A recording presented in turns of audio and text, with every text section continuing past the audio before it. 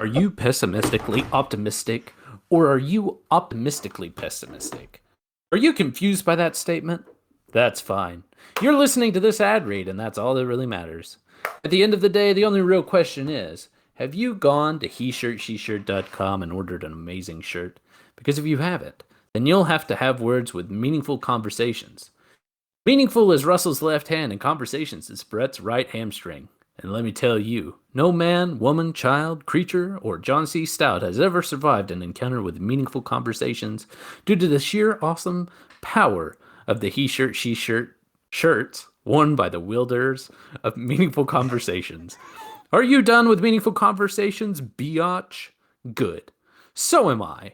So tuck and roll on over to heshirtshirt.com, plug in the discount code JSGcast, and you will save 10% on whatever order you make. And let me tell you, after you visit that site, you will be making a purchase. I guarantee it. And now, please enjoy this episode of Living My Life a Quarter Mile at a Time. Hell yeah!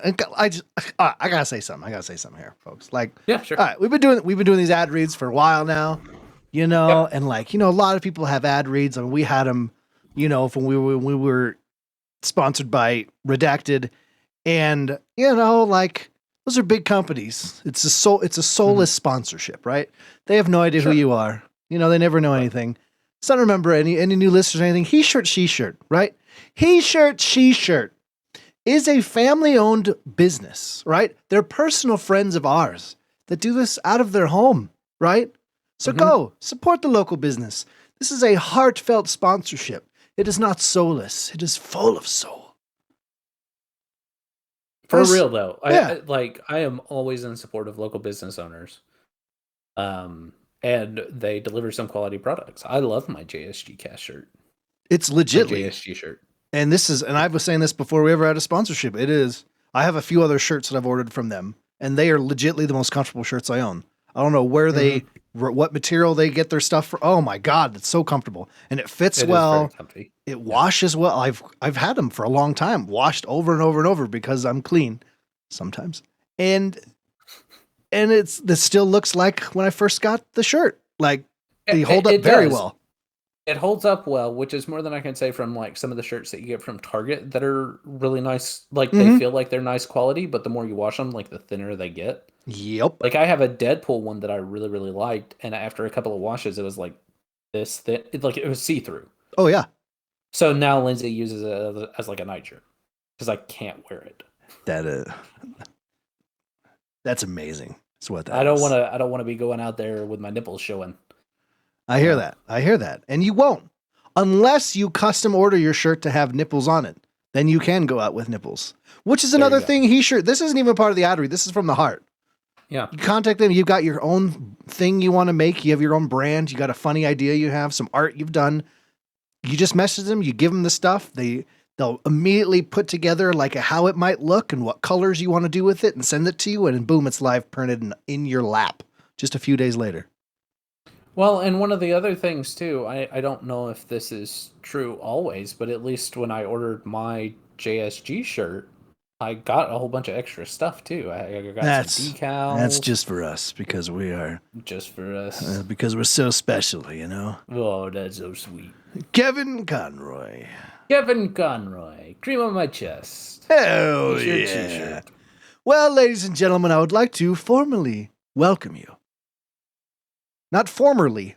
Welcome I don't know. you. It might be formerly. Yeah, that's true. Good night. To episode 103 of Just Some Guardians. My name is ELMMERFUDD. I'm here. I'm your host. We have some things going on that we will discuss momentarily. Some plans were changed last minute, but we've got stuff in our pocket. Our back pocket. Okay. We always have a backup plan to the backup plan. Hell yeah, that's a true statement. You're like, oh yeah. I gotta really dig deep to sell this one. Here we go.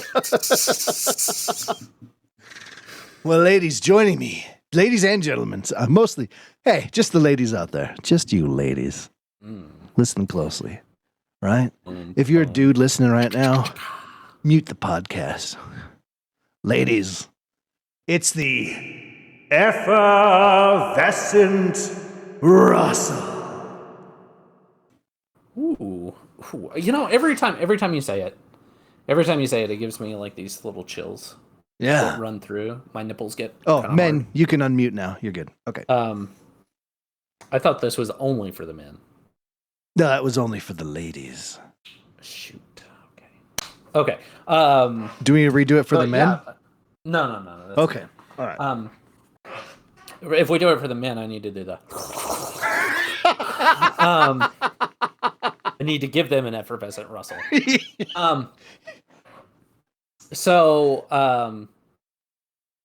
Yeah, nipples. Right. I don't know. I digress. I lost myself. That's all Started thinking about your nipples, and I was like, yeah. Wait, what's going on? Maybe we should change our tagline. Join us next week for I digress. Isn't that every show? I feel like that is not an unusual thing to happen during our podcast. No, it's unusual if it doesn't happen. Yeah. Which it never has. The venerable ELMMERFUDD, how are you? Hey. What's going on in your life? Oh, man, dude. Well, what is going on in my life? It's been a couple weeks since we've been able to chat. Last episode, I had my friend Let's Play Death Ray on. It was a fantastic show, Russ. I would absolutely say you'd enjoy listening to it. What you guys talk about? So it was really cool. It's something I haven't really been able to do on the podcast, is we talked about content creation and streaming and stuff. So I saw that. Okay. Yes. Yeah. So it was really cool to just kind of like in the podcast format, just really chat about, the ins and outs and like the ups and downs and the negatives and the positives. And because most everyone is always just like, you just have to be hyper positive all the time. And no one wants to talk about like, there's tough things to it, And so it was nice to have those conversations and hash it out and just talk about that side of my life for a couple hours, Well, and this is coming from a business perspective, because I'm not super strong on the streaming, but just from a business perspective, it's important to stay positive. Yeah. But also to realize that it's not always going to go perfect. Well, that's the thing. It's also going to fall far below perfect, and it's just repetition. Is you have to understand that, but at the same time, like in the public eye, because it's all public, you know what I mean? Like, on Twitter, or even when you're streaming, or everything is in a public format. And so everyone just wants to be positive all the time. And there's nothing, everything's great. Everything's fine. I'm not worried at all. Blah, blah, blah, blah, blah. So it's nice to have that other side, the talks you have when everything's turned off and you're all by your lonesome, but you could have it with someone else, just a team of lone wolves, lone wolfing it together. Lone wolfing it together. Isn't that a pack? Nope. That's a team of lone wolves. No longer is it a lone wolf. Well, and I don't think anybody can really, outside of streaming, you really can't do anything by yourself. You need to have somebody who knows what they're doing, who can point you in the right direction. Because why try to figure it out for yourself if there's already somebody who's had that experience? Oh yeah. And it's just finding somebody who is willing and then also able to just be like, hey, let me help you. Let me show you some ins and outs. And you've built a wonderful community. Honestly,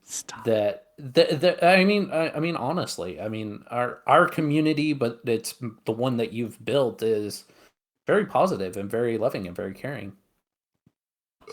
Thanks, man. That's real nice of you. I appreciate that. But yeah, it was just nice. It's like, say you're a bioengineer for a living, right? And you're getting dragged to your wife's work party.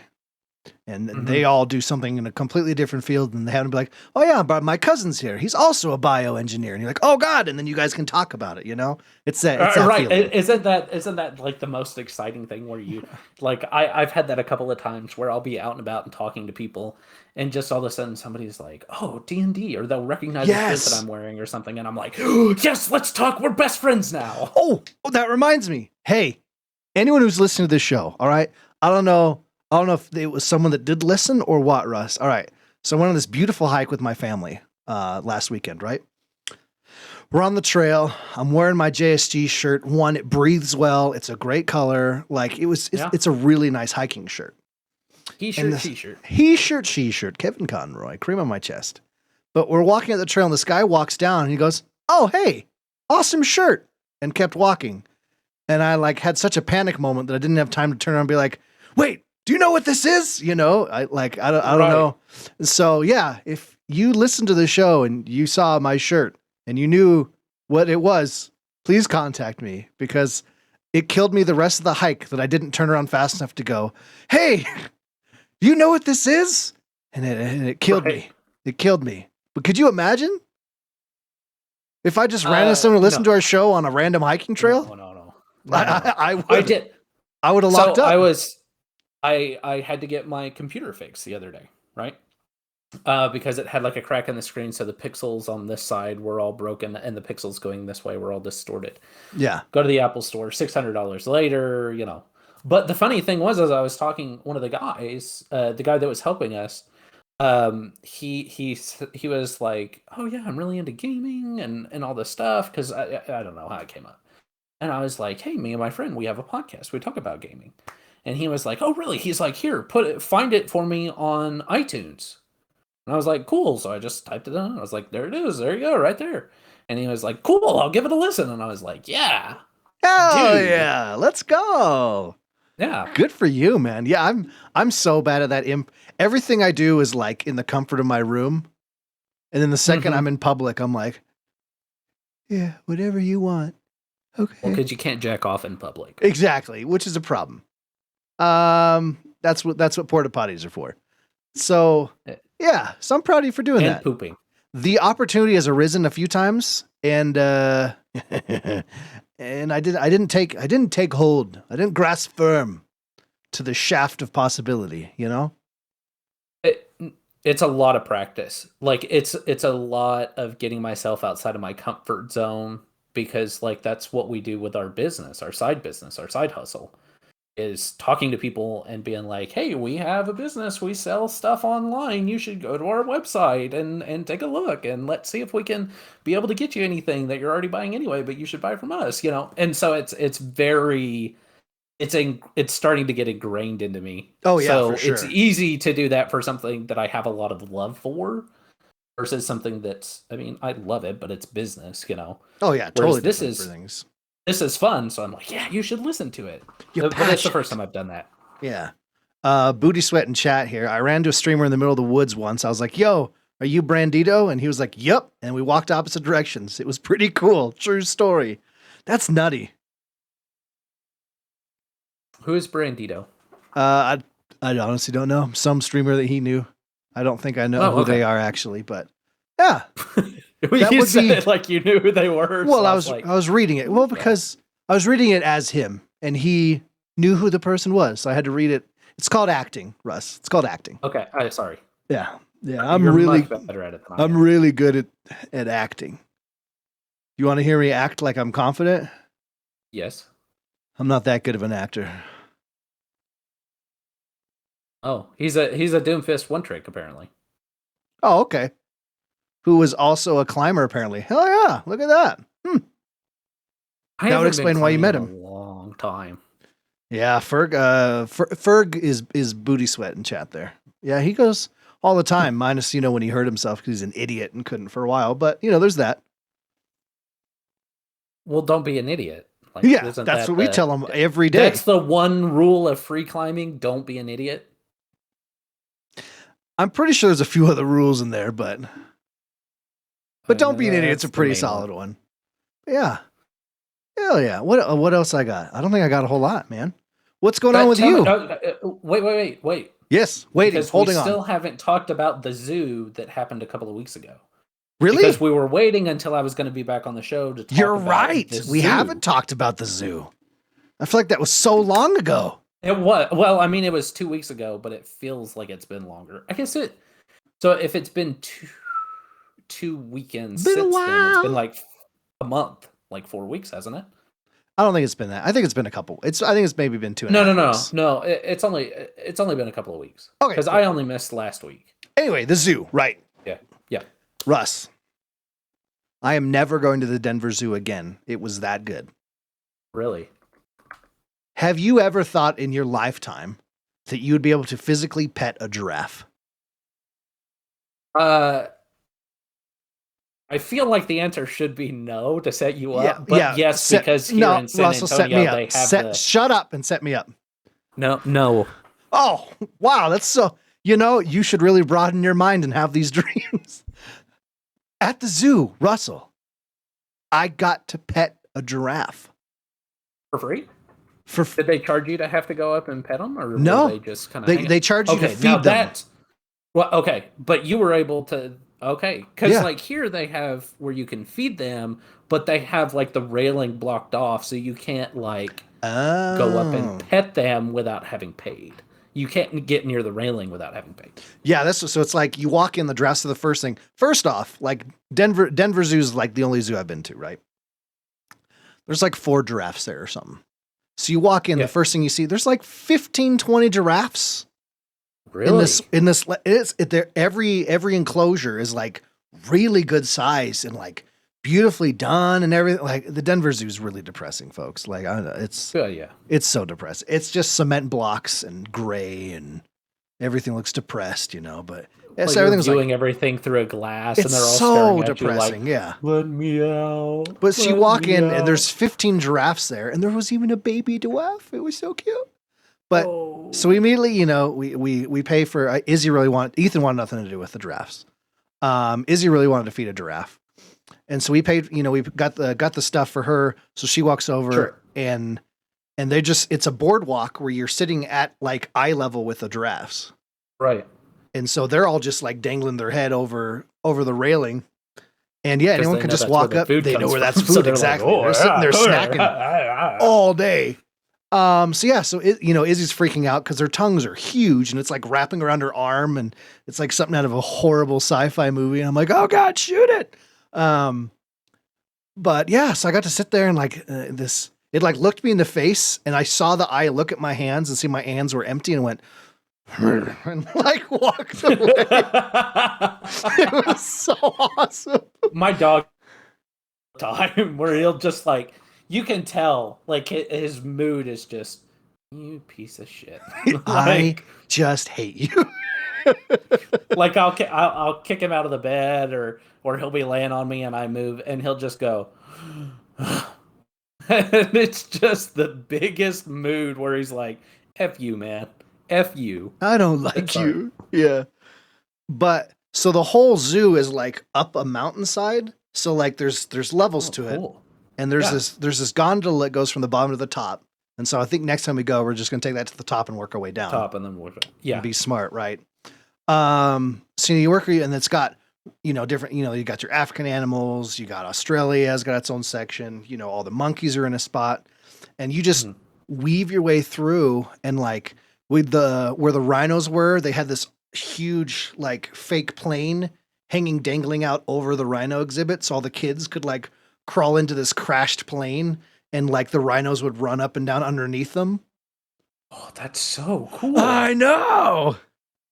And then like you go to the elephants and it's just this crazy boardwalk that's sitting way high and you're like out over the mountain.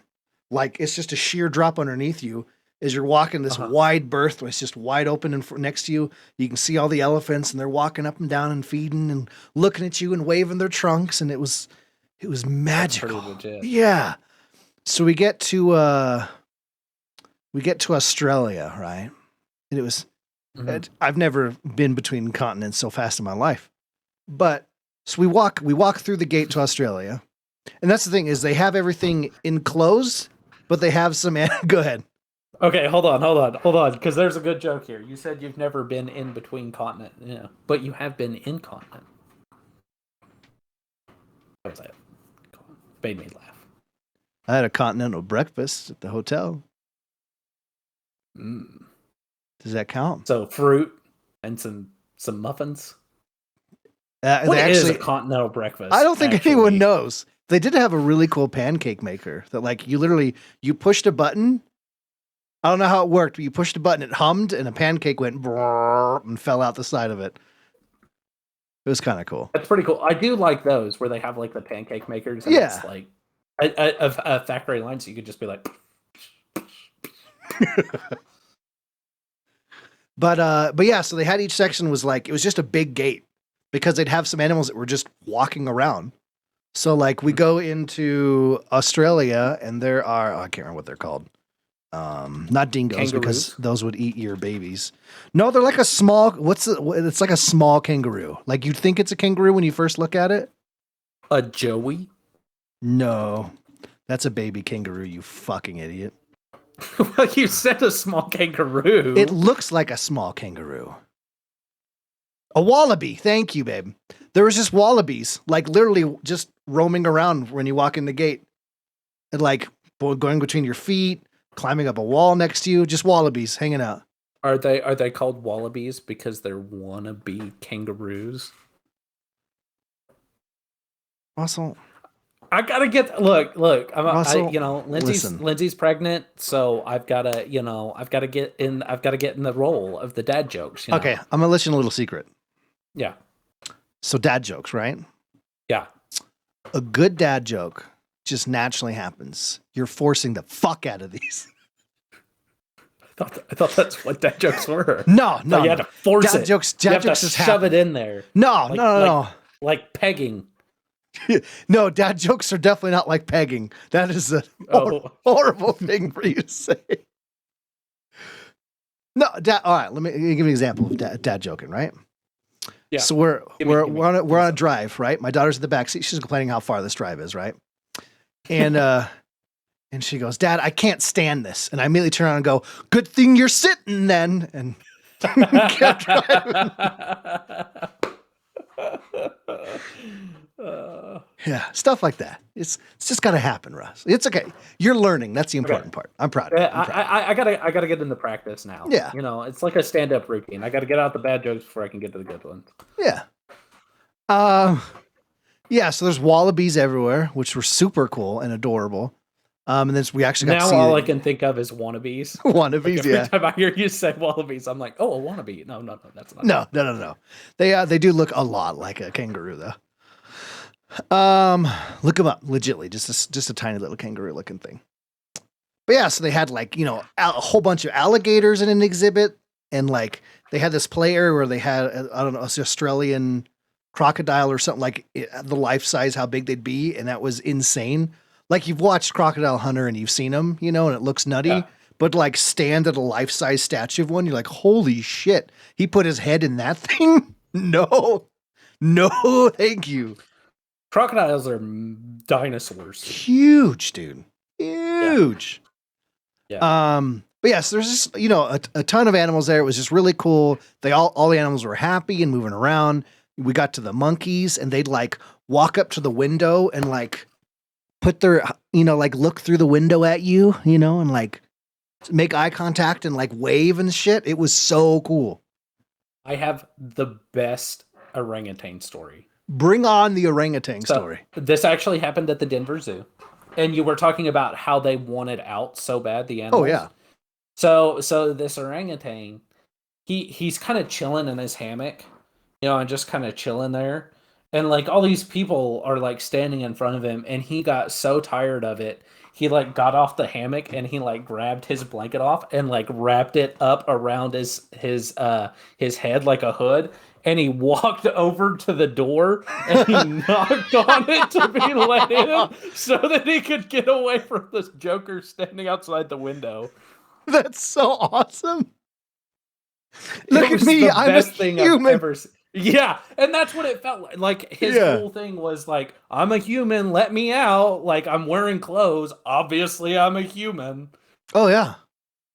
And then he pooped in his hand and threw it out the window. There's the poop. We were waiting for it. There's the poop. There's the poop. I gotta deliver. I can't not, Dude, I had a like full-grown male gorilla walked up to the window and looked down on me, and I've never felt smaller in my life.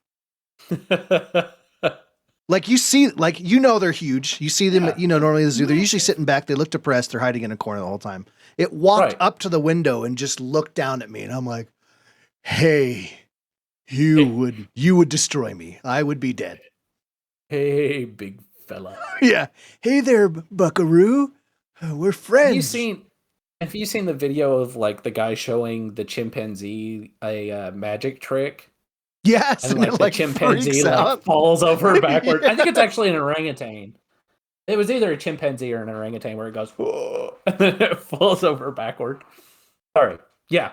Gorillas are massive. Oh my Gorillas God. are like some of my favorite animals. Gorillas, orangutans. They're just so cool. Monkeys are super cool, man. I would never want to see one without a barrier between me. Like maybe an orangutan. They seem friendly. Gorillas, nah, man, nah. They look like they'd eat you and just be like. I think it's because I watched. Oh gosh, what was that movie? It has the gorilla that has like the hand. It has like a robotic hand thing, and it does sign language, and then it like speaks. Like the hand has like a speaker, so it interprets the sign language. I think it's a TV show. It's Beast Wars, right? No. This was a movie, and these monkeys. So like they find their way. Mighty Joe like, Young. No. It's like a scary movie. Congo, I think is what it's called, or something along Planet those of the lines. Apes. No, it's not Planet of the Apes. Clear Night, stop. Do not feed into him. I think it's called Congo or something like King that. Kong. No. It's about it's like they come across Godzilla. they come across these intelligent apes that like start to attack them and are like ripping people apart. The gorilla. It's like a scary movie. Anyway. So gorillas ever since then. I watched it with my dad Hello, when Charlie. I was, like, 5. Gorillas in the Mist. Rampage. It might be Gorillas in the Mist. Coco the gorilla who talks. No. Buddy. It's actually Herbie Fully Loaded. I just got it confused. Instead of gorillas, it's a Volkswagen Bug, and there's like a pack of them, and like they just start running over people out of the blue. Yeah, dude, constantly I'll look at a Volkswagen Bug and I'll be like, "Fuck! I thought that was a gorilla for a second." Right? Yeah. All right. Happens all the time. Catch you off guard. Yeah, those German engineers, man, they know what's up. Mm-hmm. I gotta mix up. Oh my God. Gorilla scary. Now I've got to know. Scary movie. Gorilla scary movie. I think it might be Gorillas in the movie. Is it just the movie? Oh, Congo. Congo. Yeah, I was right. Congo. 1995. Yeah. Yeah.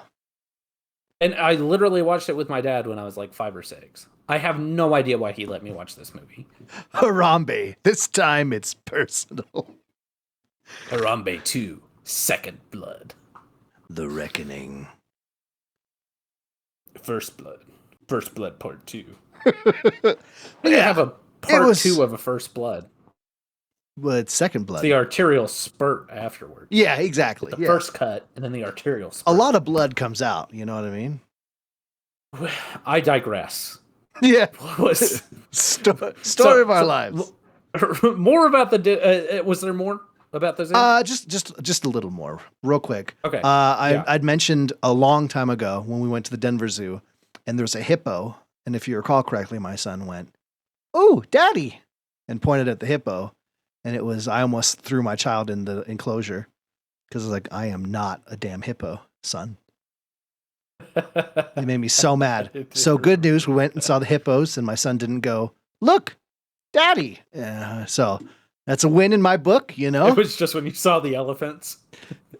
No, it was weird. You know, we saw, this homeless guy that crept in, and he was eating his own fecal matter. And my son ran up to him, was like, "Daddy." You know, I'm like, "I'm here, kid." Oh my God. It was weird. You put your poop down and went, "Hey, I'm right over here. Yeah. What are you doing?" "Come on, kiddo. Ha ha. Get a whiff." But, no, the only other thing is they had a life-size statue of a hippo you could take pictures on. And, hippos are big. You see them. But again, until they're like, the difference is seeing them 20 feet away from you instead of like you're standing next to it, you know? So we're standing next to this life-size hippo statue. And I'm like, these guys no wonder they're one of the most dangerous animals on the planet. These things are massive. And the statue had its mouth like wide open with like it was a beautifully done statue. And I'm like, this thing would F you up, dude. Their teeth are huge. I mean, they're tusks. Have you ever watched those videos? Those guys just like throwing a full watermelon. It's just like like nothing. Mm-hmm. Oh my god!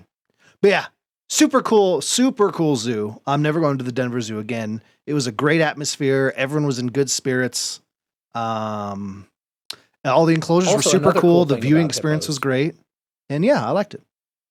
What's up? So another cool thing about hippos, when they poop, they fan their tail. Yes. So that poop goes everywhere. Everywhere. Yep. It's smart. That's what I do. Oh, yeah. I mean, you don't even have to wipe then. You just grab your hand back there. Well, no, so what I'll do is I'll get like, sometimes when you poop, you have like a really long one, called the tail. And so it's weird because, sometimes it won't break off and they just kind of dangle there. Well, if you force the next one hard enough, it'll carve like a little arc and a little arch in the tail, right? So it can get through, but the tail stays there.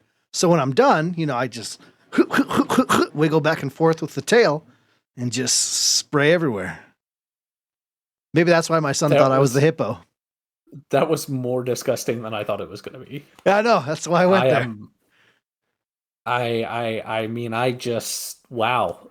Like I was with you until the end, and then actually picturing it, I was like, So the shake got you, but not the actual forcing to carve through poop. No, that's what got me. Oh, okay. The shake, got you. Sure. I mean, I get that. You have to give it a little wiggle sometimes to shake it loose.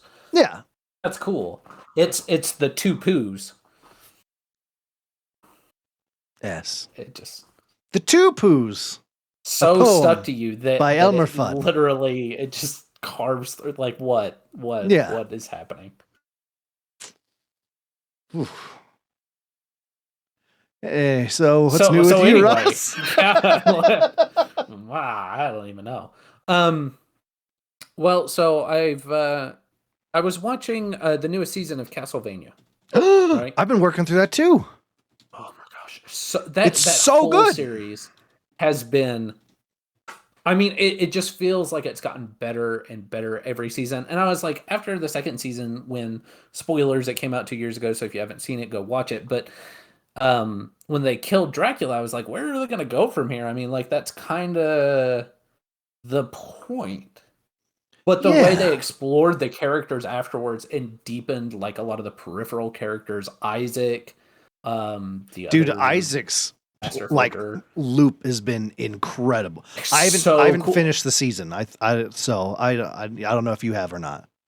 The third season is his best arc, where he just goes in and just wrecks. Mm-hmm. And like, I love when he's fighting the wizard like towards the end of the third season. So cool, just awesome.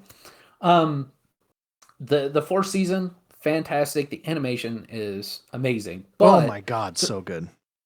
I was playing through. I wasn't playing through it, but I was watching it, and I was like, I really want to go back and I want to play Castlevania Lords of Shadows. Yeah.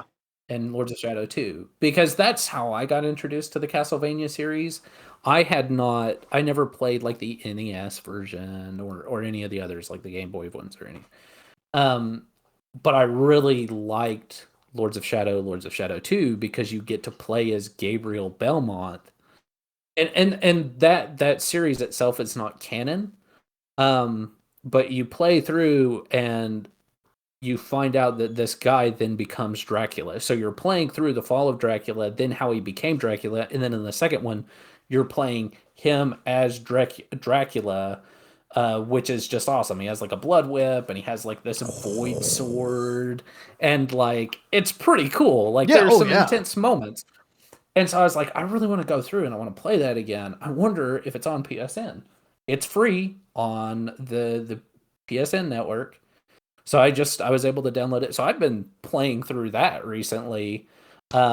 Still solid game. I mean, the levels are really short. It's definitely, I think it was PS3 was when it came out. Lords of Shadow 2 came out, that sounds right as the PS4 came out. But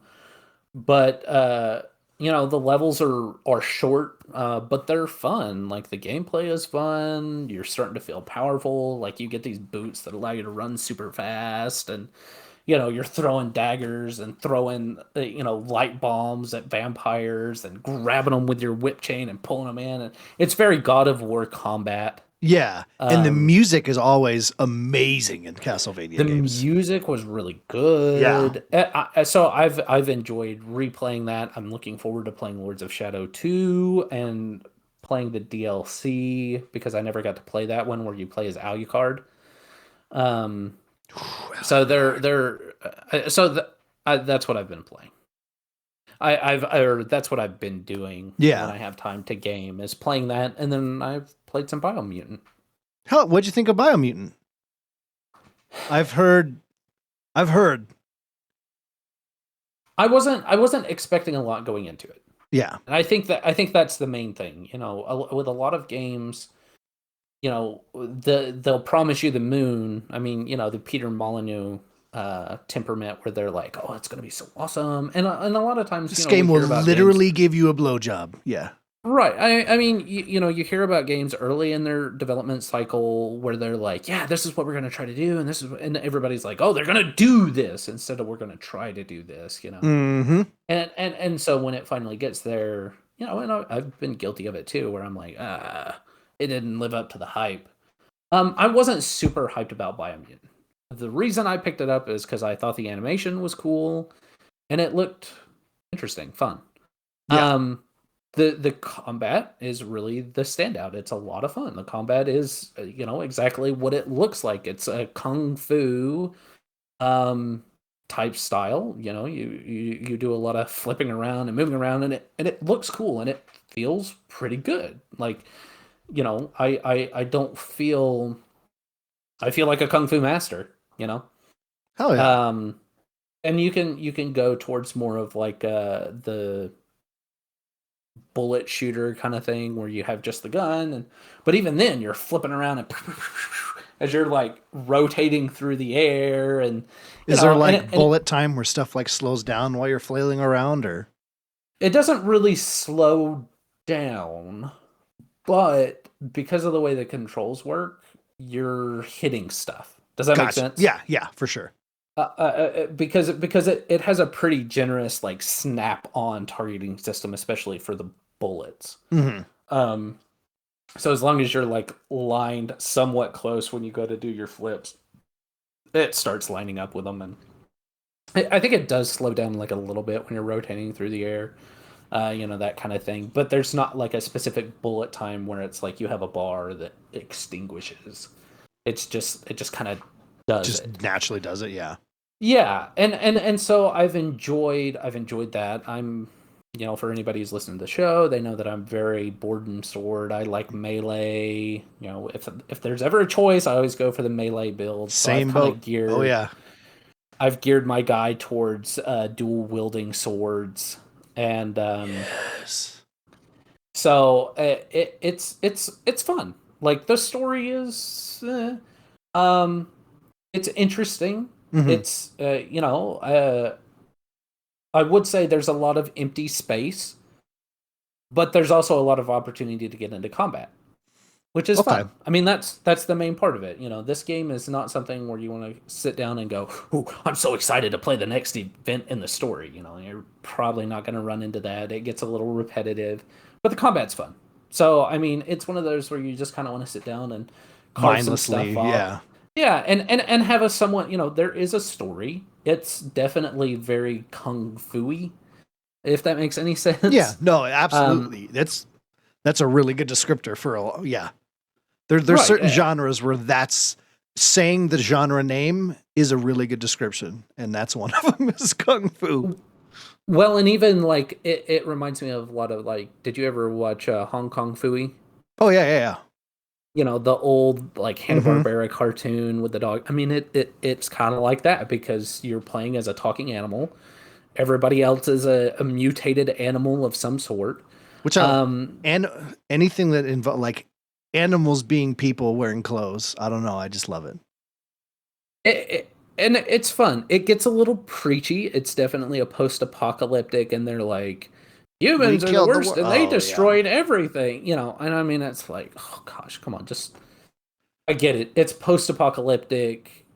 and it talks about like this major corporation that did it, and it never really says humans, but it seems to hint at these people destroyed the world before, and now we live here, and blah blah blah. And it's I like think me and you had this it down your conversation throat. a couple weeks ago about post-apocalyptic and how I can't remember what it was. There's something that did post-apocalyptic, and we're like, it's so refreshing to not be we destroyed. Oh, actually, it's when we were talking about Mass Effect. Oh yeah, How it was nice to not be we went to the stars because we fucked our planet up. Like yeah, it was because just everyone exploration does that. and expansion, and It's the distant future. Humans have destroyed the world. yeah. Yeah, Yeah. we must survive. Yeah, that's so overdone. It- Well, question. yeah, they shoved that down your throat pretty hard. So the main thing I've heard from a lot of people about this game, because obviously Mm-hmm. it's overhyped and everything, and there wasn't as much there. A lot of people have said it wasn't a $60 game. I think if it was like 30, 40 bucks, then I think everyone would have taken it a lot better. What are your thoughts? Exactly. Yeah. It's definitely one, wait for it to go on sale.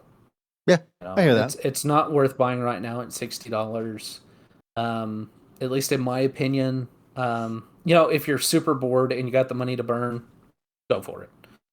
But is it worth $60? Nah. It's probably worth 40 or 50. Yeah. Know? And it definitely isn't worth 70, which is a lot of PS5 AAA titles are coming out at $70. So I mean, yeah, it's definitely a wait for it to go on sale kind of thing, or buy it used, because it's okay. Yeah. It's not great. Like you said, it's a mindlessly kill stuff as a fox with two swords or something. And I mean that's the cool thing. Like the combat looks cool. It's not super crisp. It's not super clean like God of War or even Red Dead. But it's fun. You're flipping through the air as like a super cool fox dude and kind of and slicing people up. And the coolest thing is like they have this super mode that's I can't remember Wong Fu, because that's what they call like the kung fu. Instead of kung fu, it's Wong Fu or something like that. Yeah. And you can go into that mode pretty easily. And so it's cool because you just feel like this super badass kind of running around and chopping stuff up and killing dudes. And I mean, like, I've gone up against guys that are way over leveled for me and been able to get by just fine. The different areas are interesting because you do have like different biomes that are more dangerous to you. Like there are areas that you have to go into that are like radioactive, or Did you get like special gear to get in there later or something like that? Special gear, or you can make yourself more resistant to that type of damage. Is there crafting? There's crafting, and the crafting is kind of cool. I mean, you get different parts that are visually different, and then as you put them together, you can make a unique looking weapon. Oh, that's cool. Yeah, if you can't get crafting well, I don't want to play it. I mean, it's decent. I wouldn't say it's the best, but it's got a cool enough thing where like it's cool to be able to pick up this piece that looks different than a lot of other pieces you get, and then you fit it on and you fit all these things together, and then you've made a weapon that looks different from other weapons that you can create because you can switch out the different parts of it. That's kind of cool. It is cool. I like that a lot. So how's the skill tree and whatnot? The skill tree, I mean, I don't like the visual format of it. Okay. Is it like they tried too hard to make it like, oh, look how cool our skill tree looks, or just like they didn't try hard enough? Honestly, the game itself, it feels like they ran out of money. Really? The game itself, because it's like the graphics are kind of dumbed down. Even the cutscenes are bleh. The graphics are okay. But for what's in the world, it doesn't feel like they're as good as they could be. Gotcha. But that could also be down to the aesthetic. You know, they went for a definite graphical style. Mhm.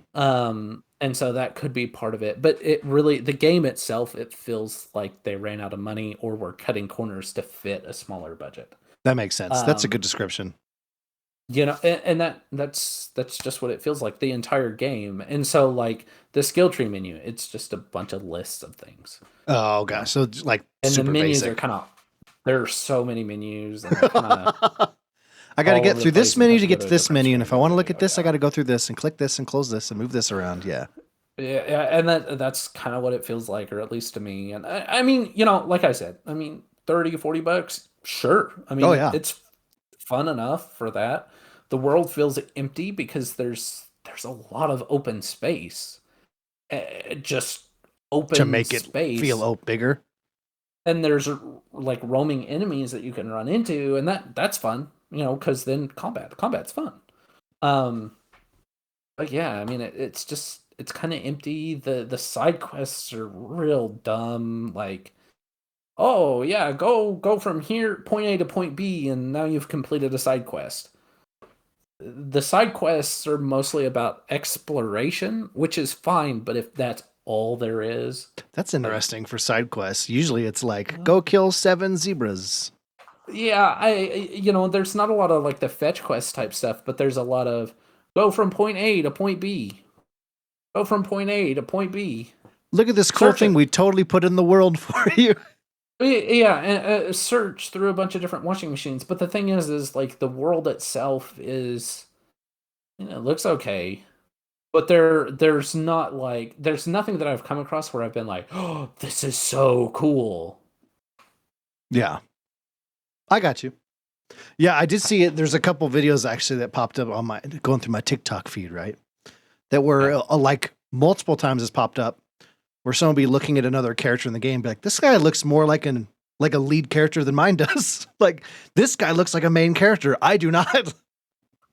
And some of the NPCs are actually pretty cool. Like there's an otter guy who is obviously like you do like a flashback and to encounter him, and he's a greaser, and like so you have this narrator that speaks the entire time.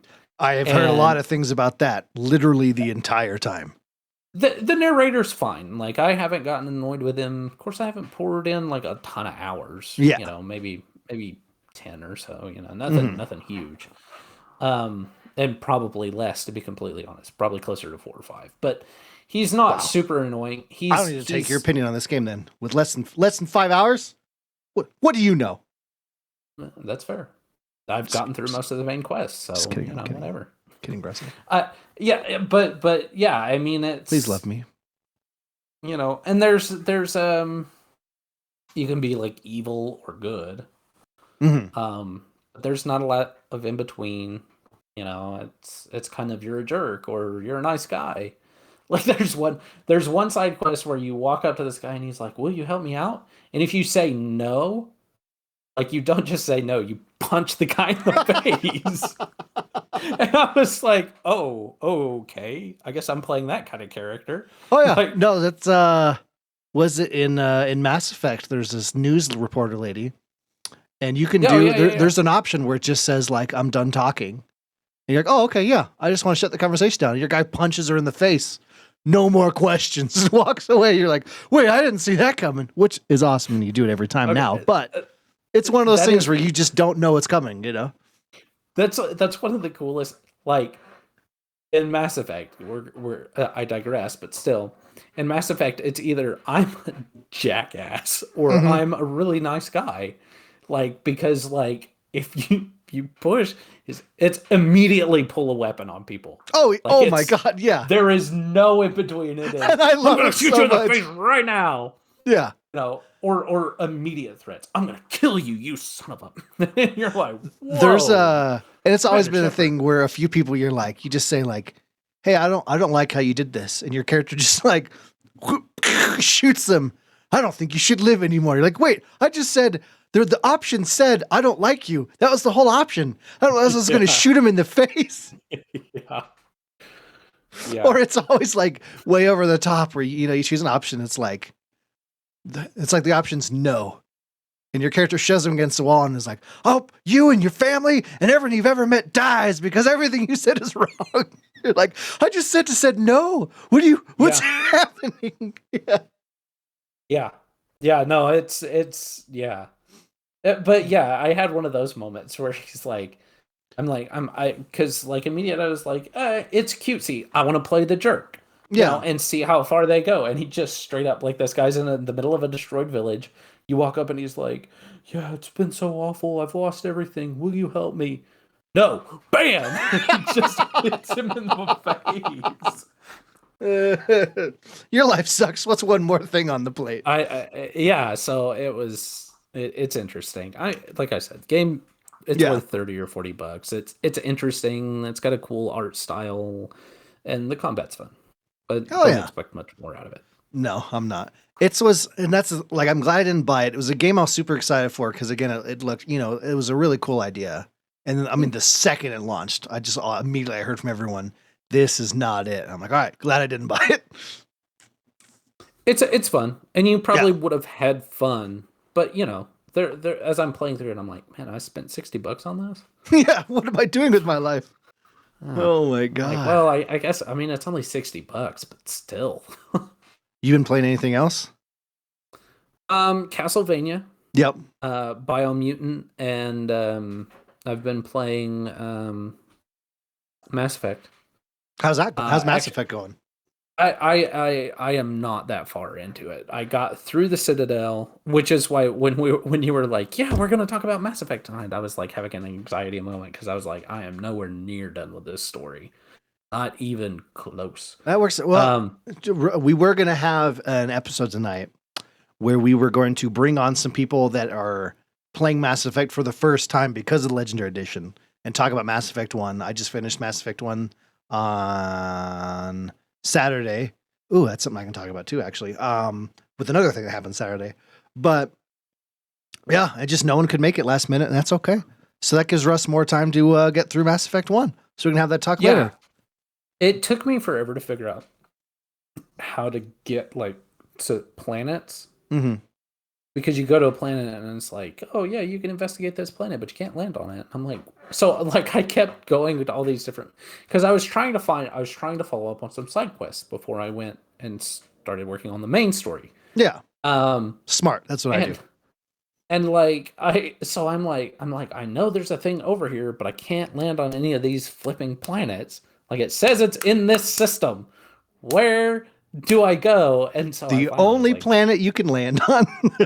Well, I looked it up and it's like, oh yeah, it's this little thing off to the side that's not even a planet, it's a space station. And then I read down and it was like, yeah, don't go here until you're at least this level or you will die. And I was like, oh yeah, way under leveled for that. Yeah, not doing that yet. I'm like level 5. So then I landed. Right now I'm on, I don't remember the name of the planet. It's a corporate planet.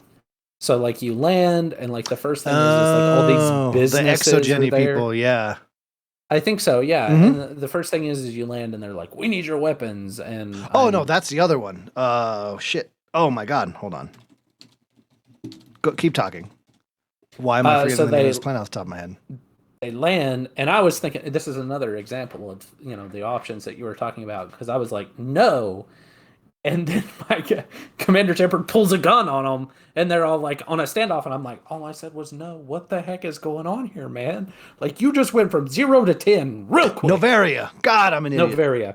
Yeah, that's. I kept trying to say Pharos. That's the other one. Yeah, Matriarch Benezia. So now I ended up in a bar, and I talked with a lady who was like, "Yeah, I need you to go and gather information from this one dude." And now I'm totally lost because now I don't know where to go. Did you talk to the dude yet? Yeah, I went and talked to the dude. Okay. And I think I completed that side. There's a Turian sitting at a table in there. You need to go talk to him. Oh, okay. Or did you go talk to the guy who runs the whole place yet? The Solarian at the... Okay, so go to literally the opposite end of that room. Ah. And there's the lady that you talked to at the front desk. She's his secretary. And then you can go in and talk to him, and that'll open up the next part of the story to go through. Okay. Yeah, because I like the touch ups that they did. Mm-hmm. Oh my god. The game itself is still a little limited because a lot of the environment that I'm in, like every room looks the same. It makes sense. It's very commercial, sure, but I get lost and Yeah. I'm like, I don't know where to go. And it's not like it gives you an indicator and says, yeah, you want to go this way. Hmm. And so I'm like wandering from room to room, and then I end up in the same room, and I'm like, how do I get out of here? And it's a Yeah. maze. It's a lot of Um, paying attention to stuff because, like, it doesn't tell you that you need to go talk to her. When you get in the door, she says, "Here's where my office is. Meet me there," and then walks away. But that's not in the objective list. So it's like if you weren't paying attention to that conversation, you have no idea where you're supposed to go next. Yeah. and even if you were paying attention and you put the game down for a couple of days and Oh go yeah. back, Like, wait, what? like I know I'm supposed to go talk to the guy, but I don't know where he is. Like I've never been to this place before, but you're like, yeah, go talk to this guy. He's over here, and I'm like, where? Like there are no directions. It's just like and I mean that's fun. It encourages exploration. I get it, but at the same time, when you have an environment that looks the same, room after room after room after room after room, at least give me some like sign on the wall that says, "Hey, the director's office is this way." Don't just plop me down, and then the map is no use. You go to the map on the menu, and you're like, "I don't even know where I am on this map." Gotta remember, it's from 2007. I know, I know. Yeah. It gets very irritating, and I'm like, I just want to shoot some people. Like, Yeah. just let me shoot some people, and I can't shoot anybody. Don't worry. There will be a lot of shooting in that mission. You'll be fine. Yeah. Don't you worry. So that's what I've been playing. Castlevania, which is super fun, and then Biomutant and Mass Effect. Oh yeah, man. Yeah, I finished Mass Effect 1 in the Legendary Edition on Saturday. Which also was my we had this cute little party on Twitch. It was my third anniversary as an affiliate on Twitch. Did you post that anywhere? Did you put it on Twitch or something? Yeah, I posted it in the Discord, on Twitter. I didn't see it, or else I would have tried to be there. Oh, we were at a dinner party Saturday night, which is probably why I didn't know. You did actually. No. I wanted to make that awkward, but you did text me that you saw it and wanted to be there, but you had a dinner thing. You did tell me. Oh, okay. Then I don't feel as bad. Shut up, Reed. Nobody asked you. It's actually awesome that you forgot that you had done that. I could have played. Yeah, Russ, where the fuck were you? I thought you were my friend. My days just all. Yeah. But so I finished Mass Effect 1, right? And I have to say, without going absolutely crazy into it, right? But it was so incredible. We talked about this on the last time we talked about Mass Effect Legendary Edition. It feels like I'm playing the game for the first time again, but I remember everything. You know what I mean? It's how I remember playing it, and it was so good as a remaster that it's moved its way up into my top 5 games. The Mass Effect 1 Legendary Edition has moved its way up into my top 5 games of all time because it was so well remastered. I had the combat felt so good the whole way through, the gear and everything. I'd learned so much from past playthroughs and like did everything as well as I could. You know, playing Renegade is always a good time, being a dick to everyone, because most of my playthroughs are usually like me being like a hero, nice guy, right? Because I'm a nice person. And so, you know, when you do those Renegade playthroughs, you're a dick to everybody. It just feels good, you know? But all in all, because we're going to have a whole episode about Mass Effect 1. It was incredible. I loved every second of it. I had so much fun. I think I did I think I 100%ed it. I did everything you possibly could. And oh my God, it was so good. I saw something the other day, and you were like, "Yeah, I just got the best armor. I just got all this stuff, and I'm now ready to start my first mission." And I was like, "Wish I knew the game that well, because I have no idea what's going on." Well, you played it I think this is like my 12th playthrough. Yeah, this is my first time playing, so. But I mean, which is awesome. Again, yeah. I have loved going through my Twitter feed and seeing people talk about, you know, a few people are beating it, you know, finally for the first time ever, or like going through TikTok, and there's a whole bunch of Mass Effect content now, and it makes me so happy. Yeah. People, you know, discovering things, and something we talked about is there's a lot of there's a lot of representation for a lot of things in Mass Effect that when I played it when I was younger, like none of that clicked.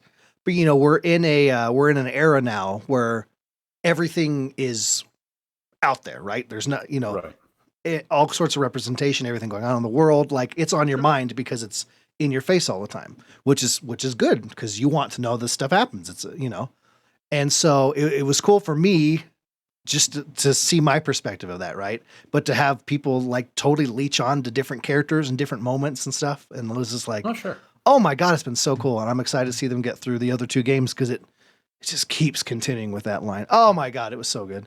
I have to reel myself in her. That's a good story that doesn't get preachy, but still is representative. Yeah. Of lots of different people in lots of different walks of life. I like it when there is that. I like it when there's representation of everybody. Yeah. You know, I mean, you know, you kind of have, you know, Commander Shepard is kind of the stereotypical human, you know, male or female, you know. But then you have all these alien races that kind of represent different things and different people and different walks of life and different things that are going on. I like it. I mean, you know, the characters seem solid. Like that's the one thing that I can say about it. And just random NPCs that you talk to. Oh yeah. Like the universe is very, very well fleshed out. So I've enjoyed that aspect. There's a lot of talking. Oh yeah. There is Mass Effect 1 is a lot of talking. What's a lot of world building and so it's I don't know, I love it. They just don't make games like that anymore, which I get. It is a lot of talking, but I've played through it 12 times and I still sit through everything. I talk to everyone to learn everything and I still don't skip anything because it's just it's well done, right? The voice acting is all incredible. Oh yeah. Well, and it's just like it's just such a well-written world that you eat up all the words. That's what I'm trying to say. Eat up all the words. Yes. Yeah, I will say, like, there's some stuff that I've skipped over. Like when I was talking about with the information broker. Oh, the shadow broker. Going into yeah. No, not the shadow broker. It was the information broker, the guy that's like that alien type. Oh, the Volas. Yeah. Where he was kind of going into like all this stuff, and I was like, "That's interesting. I don't care about that. Let's move on." Yeah, he's one I skip sometimes because he is kind of like, all right, cool, you're there, but it's like, go ahead. Okay, I did love running. You were telling me that like dictates their emotions before they say something. Mm-hmm. They were one of my favorite encounters. Oh yeah. So cool. Confused. Why do you say that? Yeah, exactly. Pessimistic. Pessimistic, yeah. I feel like everybody should talk like that. Genuinely like, agreeable. I like what you're saying. Oh, I love the Elcor so much. Elcor, yeah. Yeah. Oh my God, they're so good. And there's some interesting, like the political stuff is handled pretty well. Like there's this guy who's in love with this courtesan that you know that then he fell out with, so he started sharing some of her secrets and like framing her for it. And you know, I mean, like it's cool, it's interesting. The you know, it's not just a fetch quest, but it's definitely a side quest. Oh yeah. And it's kind of cool. Or even the one guy whose wife was killed on this other planet, but like they want to keep her to experiment. Yeah, that's a tough choice. Yeah, because both sides of it make sense. It's very levels of gray, which makes the difference between Paragon and Renegade so stark too, because there are all these shades of gray, like in what's going on around. But he is a straight up dick, or just, and I feel like even the Paragon, he's just kind of middle of the road, like yeah, whatever. But it's either straight up dick or just whatever. Yeah. The Shepherd talk.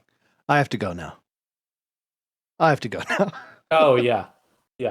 I'm done with you. Yeah. I end up, you play enough Mass Effect, I find myself doing that all the time. Just abruptly ending a conversation. I have to go now. You just walk away. And that's how all of my people died and were horribly destroyed. I have to go yeah. now. So I'm excited to get further into it. I Me just too. have to take the time. Ooh. I think I'm gonna try to get through Castlevania first because I'm having a lot of fun with that one. Yeah, for sure. And I'm just getting to my favorite area, which is like all the vampire stuff. Because it doesn't just have vampires; it has werewolves and necromancers too. There's so much stuff involved. Oh my god. I've also been a game I didn't expect to be getting back into that we as a group here is do you remember me talking to you about Last Oasis like over a year or like a year ago? No. Okay, so Last Oasis is a nomadic survival MMO. Earth has stopped rotating, and the last human survivors need to outrun the scorching sun in a massive open world. Traverse the world on your walker, a wooden wind-powered machine inspired by Theo Jensen's amazing Strand Beasts. Yeah. Yeah. So you are, you're a nomadic people, right? And it's just like there's forests and grasslands and whatnot, but it's mostly I am remembering this. Yeah, nomadic. Keep going. In the desert, right?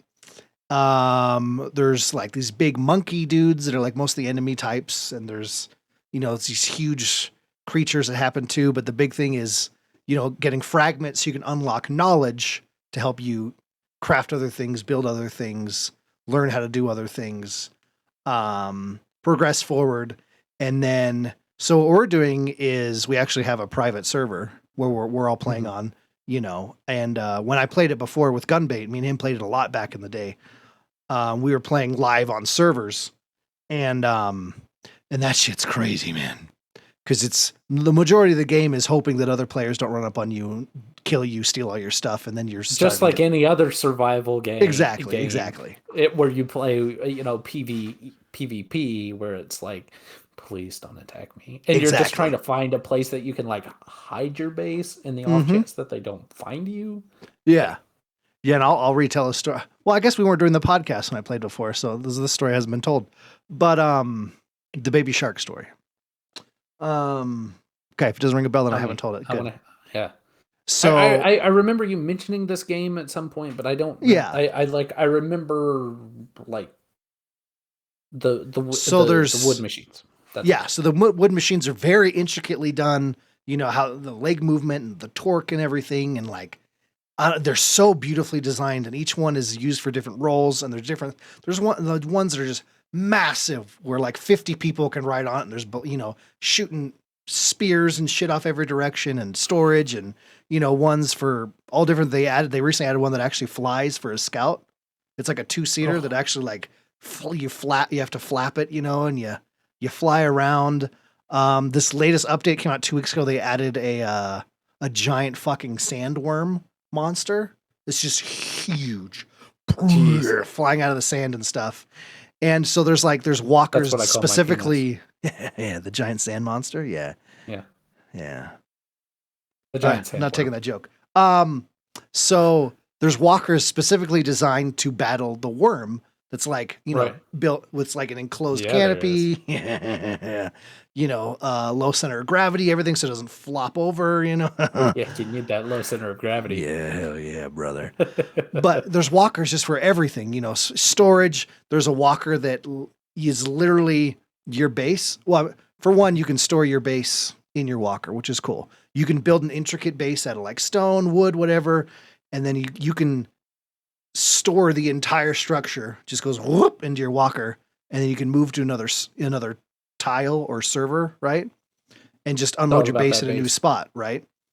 Instead of having to like, well, I got to take apart my whole base now and then rebuild it somewhere else. You can just take the whole thing with you. So there's a walker that just like, you get to where you want and you press a button and it folds out into a giant platform in the air where you can build your base on top of it, and then just deconstruct it, and it is the walker again, and you take off running. So there's a lot of really cool walkers with different yeah. We like to bump into each other like, hey, I'm walking here, but so the big thing with when you're playing online, right? Yeah, oh yeah, all the time,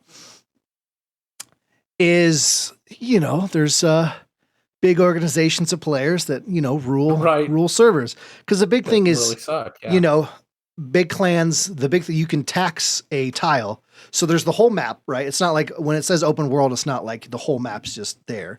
There's individual tiles across the whole map, and the tiles are like the server you load into, right? Mm-hmm. But you can travel between tiles. You need to make a certain amount of water, so you can travel to different tiles of different lengths, you know, across the desert. You need water to travel. Sure. But so a clan can actually control a tile. Sure. And then like everything that happens, they get a portion of it. And it, you know, it's a great way to like earn the currency in game, supplies, even all this stuff. So there's a walker specifically designed to just, I control the server now. So there'll be these big battles that happen, and whoever comes out on top, they bring their, you know, their big walker out there, and it clomps down, and just like big legs come out and slam into the ground, and it erects gloriously into the sky, and it shows that you control that. And so then you have to build this huge base around it, you know, walls, the Rupu or like the NPCs you fight. You can actually learn how to craft towers where you've tied Rupus to the tower, and they'll just attack anything that moves. So you can have like the defense towers are just these monkeys that are tied to a tower and throwing rocks. It's so fucking awesome. That's what I want. When I build my house, I'm just going to get a bunch of monkeys and put them in a tower. And I'm going to train them so that anytime anybody comes near, they're going to throw their feces out at them. Oh, yeah. So, so me and Gunbait were part of this clan for a long time called Join or Die. And I think you can figure out, you know, how recruitment works. Yeah. Yeah. So Gunbait was playing one day, and these guys rolled up on him, a lot of them, you know, and he got the, you know, join or die. And he didn't want to die, so he joined. And so naturally, you know, I joined in behind them. And, you know, when you're in a group full of people that are, the recruitment is, if you don't want to die, you have to join us. Like, you can't trust a lot of people. So it was like, it was super cool because it was a huge group of people that would be working on, you know, attacking different clans, moving into different areas, you know, trying to make our own spot. And at the same time, you're looking out for other players that can attack you, while at the same time, you're watching people in your own clan to make sure they're not fucking with your shit. So it's like the whole time we were playing was just a constant, like, all right, where's everyone? Who's this guy? Who's this? And you're just paranoid the whole time. And it was a ton of fun. So the baby shark story. Yeah, I was about to say we digressed. So there's obviously in-game voice, you know, and we're all chatting and stuff. So there was this giant Zerg clan basically, and it was started by so everyone knows, you know, there's whole companies in China that are just hired to put people in desks and play games, you know, and play a specific game all day. And, you know, sell reward and reap and everything from there. Right. So it was a clan that had been started from one of these companies in China. And it was just a huge group of people, and they would just Zerg servers or just Zerg tiles until they controlled everything, get all the resources and move on and just Zerg everything. And so everyone's trying to band together to kind of fight back. They've put some things in place where it's not as easy to do that now. Right. But at the time it was just like, free range. If you can make it happen, just go for it, which sucked. So we find this tile that they owned that was kind of far away from where the main Zerg group was. Right. And so we're like, all right, we're going to start there, control that tile, and work our way around behind them. And so we get our whole crew together. There's just, you know, we're in this entourage, right? And there's, you know, I'm on my stiletto walker, which is a pretty good size, you know, pretty good size. I've got a ballista on the back. I've got a repeater on the front, which is like this wooden cage that just launches spears out like crazy fast. You know, and a couple people riding with me. Monkeys throwing feces. Not monkeys throwing feces. No, that's what I was doing. Just to make everyone feel comfortable. I covered myself in dead gorilla fur. And like, I'm in character, you know. But there's walkers smaller than me. There's ones a little smaller than me. You know, in front of us is this, just giant walker. We have like 20 people in the clan on who are all in different rotating turrets, you know, and just hooping and hollering and have a good time. There's just a bunch of us. I'm like, this is awesome. So we cross the desert into the other place. We all load into this next tile together, whoop, like you're warp driving in Star Wars, you know. We're all popping up, you know, and we send a group forward in these little teeny spider walkers. They're like 1 or 2 seaters, and they can almost walk straight up a wall. It's pretty cool. They're super cool, and they're fast. So we send a couple guys out to scout, you know, where the base is at, where all the enemies are at, you know.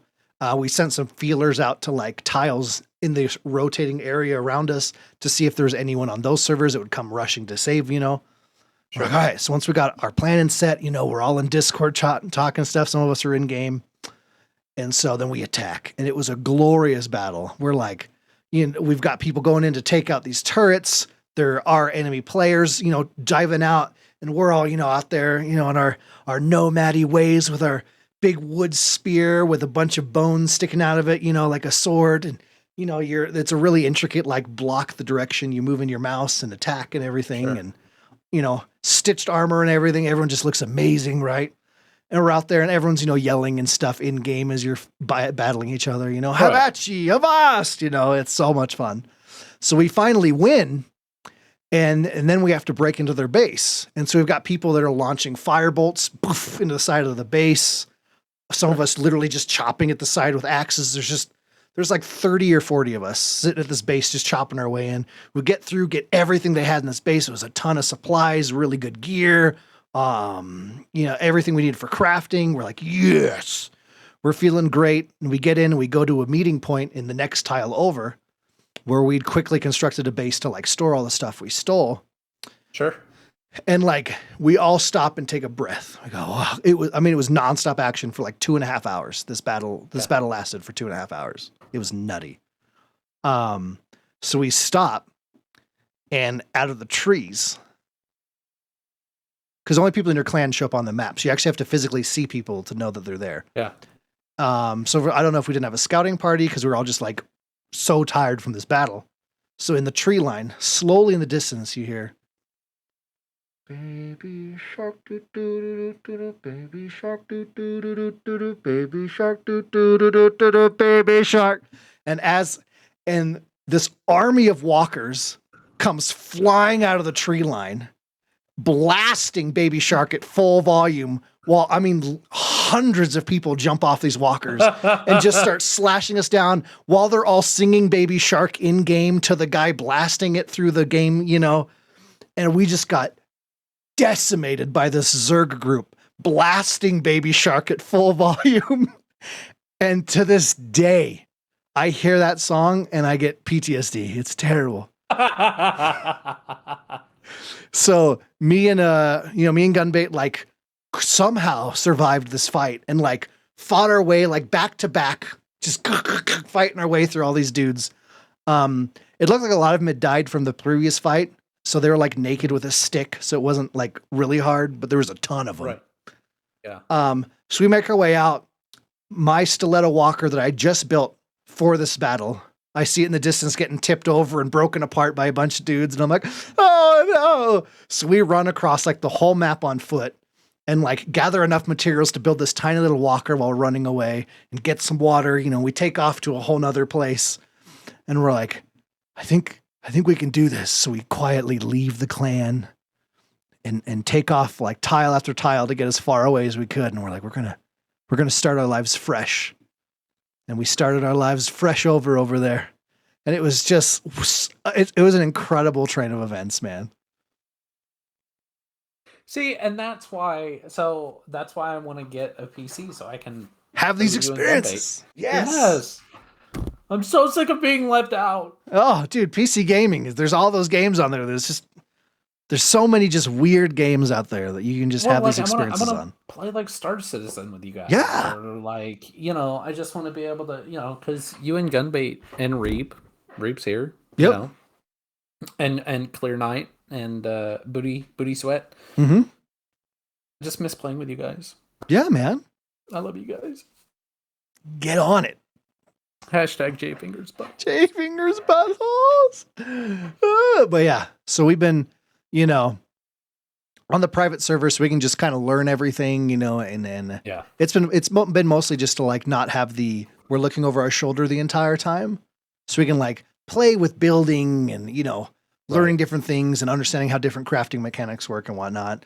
And then so we're going to build our walkers to load a tile with the big worm because it's the latest update. So we can just get together our little group, and go hunt the giant worm and do this thing. But I definitely want to get back into the regular game at some point because it's chaotic and hectic and you have to spend every second knowing that you can lose everything you've done any moment. But it's really fun. Well, and then if I get a PC, maybe I can get you into Conan Exiles. Probably not. Come on.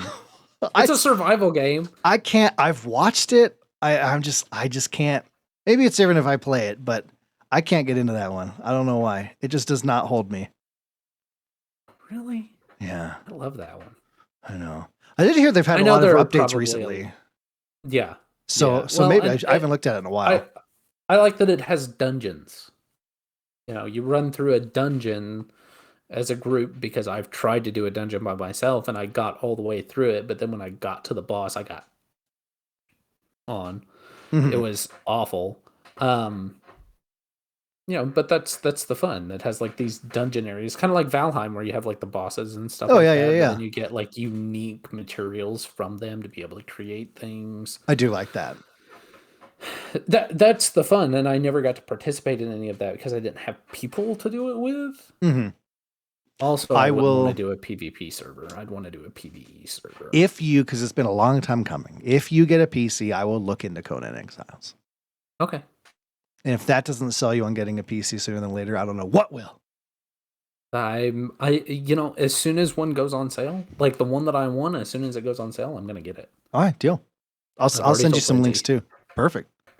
I'll send you some links. We'll get some ideas flowing. Okay. Deal. I've got one that's exactly what I want. It's got the 370 Ryzen. Not the Ryzen. In GeForce. NVIDIA. Thank you. And then it's got 16 gigabytes of RAM, which is not bad. It's got the iTel 7. And it's only $1,600.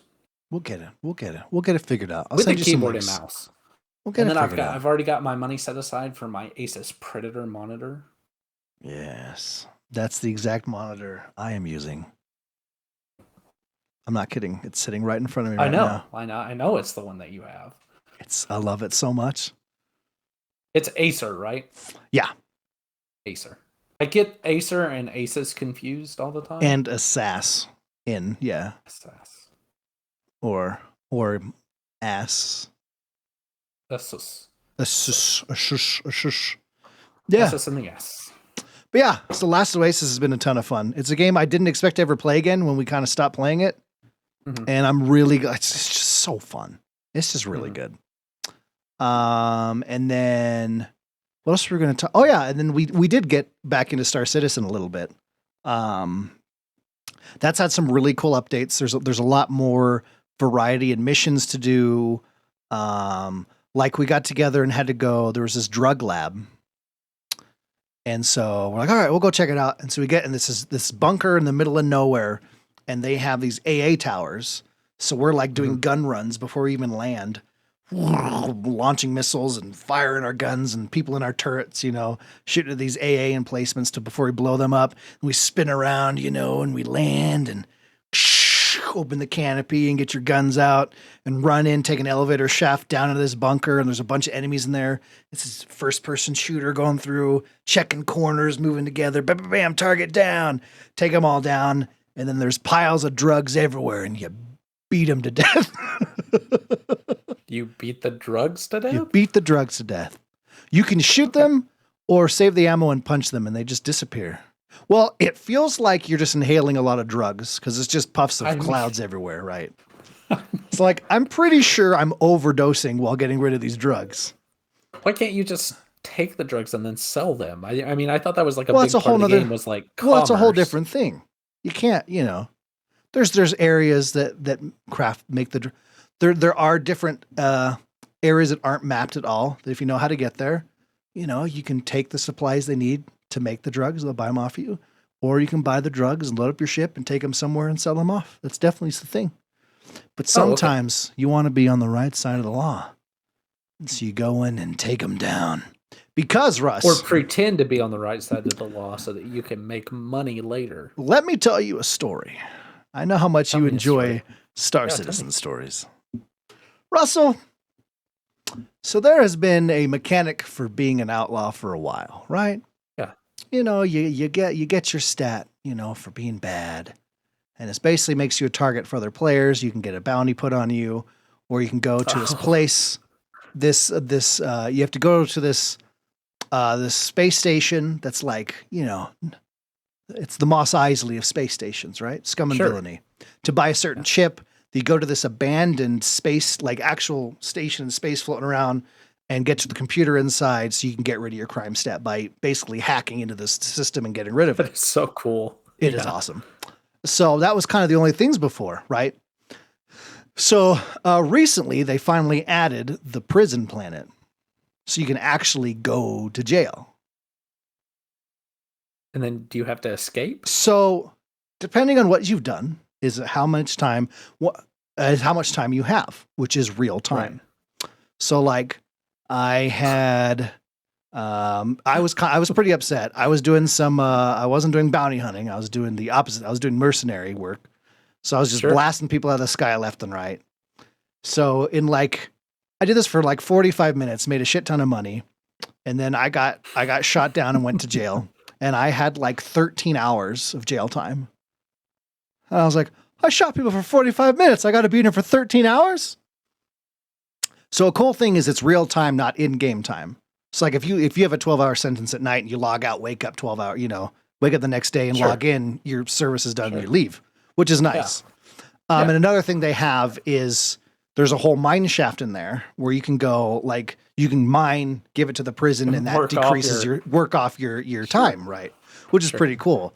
And then there's also a mechanic where there's this whole like sneaking into a certain spot to angle just right to see a screen that has a code. You go in the corner, enter that code, and it stops a fan, so you can sneak through the fan blades to get. It's this whole way you can actually escape from prison. You have to have a friend come to where this tunnel gets out of in space, and jump into his ship and take off. You can escape, right? So like, this is awesome. So me and Gunbait end up in jail. And it's my first time there. And I'm like, this is super cool. You know, so we're looking around and I go to work off some of my sentence. You know, I was mining for a while. I had a 12-hour sentence. I come back, drop all the things off. It took like 10 minutes off. And I was like, no, I don't think so. That's not going to fly around here. Yeah. Yeah. It's like, all right, we're going to break out. Right. So we do everything right. You know, we get to where, you know, the guard station is, you angle just right. You can see the computer that has the code. We get over to where the fan blades are and we enter the code and this red screen, you know, we're like, that's the right code. And so we go and look it up and everyone's like, yeah, sometimes the code's wrong because it's Star Citizen and it's very buggy, as you've known from every story I've ever told you. Yes. So it's one of those, you just got to embrace the bugs and enjoy the gameplay loop. So, you know, so we're like, all right, so we switched to another server and it was a different code. We're like, oh, sweet. So we enter the code, it pops up green. We're like, yes, but the fan blades don't stop. And we're like, oh, damn it. And so we look it up and they're like, yeah, sometimes if you can just run at a weird angle, it'll clip yourself through the fan. We're like, okay. So we're a couple idiots sprinting into this because it wouldn't kill us for some reason, which is weird, but you couldn't get past it. So we're a couple guys in, you know, in our orange, you know, just running full speed at different angles into this fan blade, trying to get through, you know, to get out of prison. And so finally I went, I'm just going to bed and I'll just wake up and get out of prison tomorrow. Like, this is insane. And yeah, and then finally someone was like, yeah, sometimes this is just bugged and nothing works. We're like, okay, Star Citizen. I got you. But a really cool thing, they had their Invictus week, which was like this big showroom. Watches? Yeah, no. Okay. So it was this big military showroom thing, which was really cool. You know, RP wise, you walk in, there's all these like recruitment booths, you know, there's this huge hologram projection of this guy talking to you about the UEE, you know, how the military helps the world, you know, the empire needs you, you know. And you go into the showroom floor and it shows you all the ships that the military is using. You can, you know, crawl into all of them, take a look at everything, even, you know, like the Hammerhead's this giant gunship. You can actually go inside and look around and everything.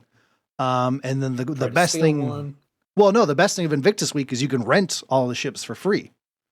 Oh, nice. So for a week, everyone in the game has every military ship there is. Sure.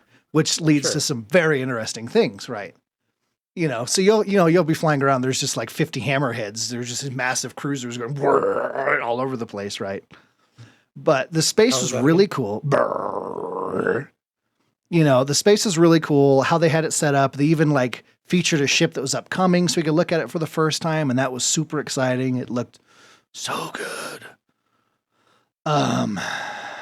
It was like, so there's the ship called the Titan, which is kind of like the first gen of the military fighter jets, right? In space.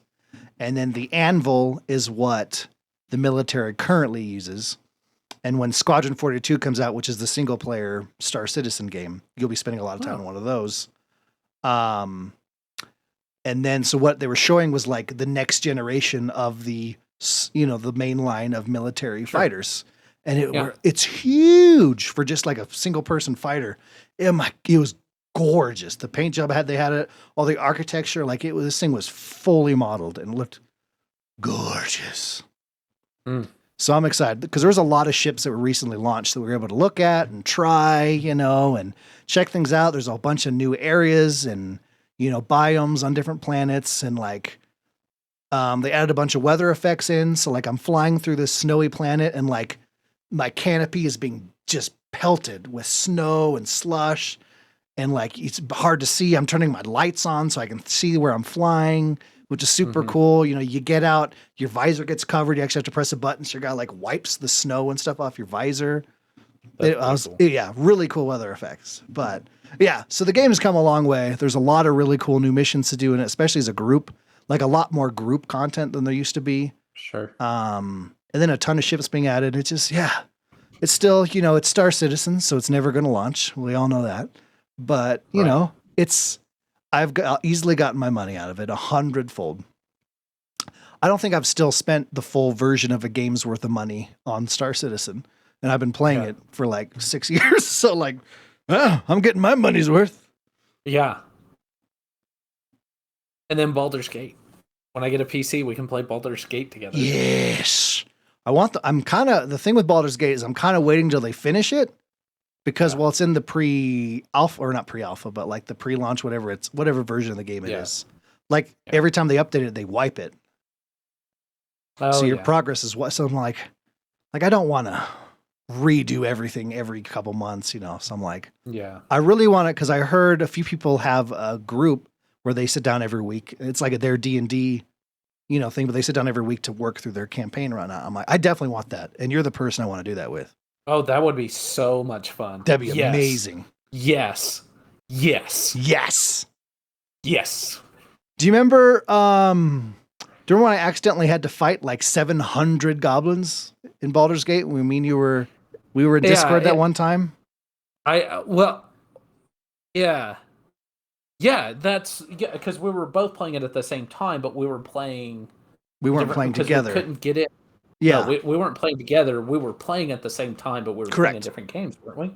Yeah, because I remember you were on your laptop. It wasn't cross-play between Windows and Apple, and which is why. To answer your question, yes, I do remember that. Okay, cool. Yeah. There's that keep, and I was like, I'm going to sneak over here and kill this one dude, and then it caused me to pull the entire keep. Yeah. Yes. And it was like a 2-hour fight that I somehow won. Yes. Fuck, dude, that was crazy. Oh, I see, and that is what I want to do. When the full game comes out, we need to sit down. We'll each have our character, and that's how we play. We just play through the campaign together. I am so down for that. Yes, I'm pumped, dude. Yeah, because what I played was amazing, and that's the only reason I stopped, is because I was like, I just don't want to get wiped all the time. So it was really fun, and I loved how true it was to D&D. The Warlock was my favorite. I loved playing the Warlock because Eldritch Blast is a beast. Yep, Eldritch Blast. Yeah. And so I'm super excited, and like if we do it, I'll probably do like one of the pre-gen characters, like the Warlock that they have, because that would be fun. But I'm also excited for them to introduce like new races and things like that because I know that that's Druid and druid and you know the different classes. Yes, I am so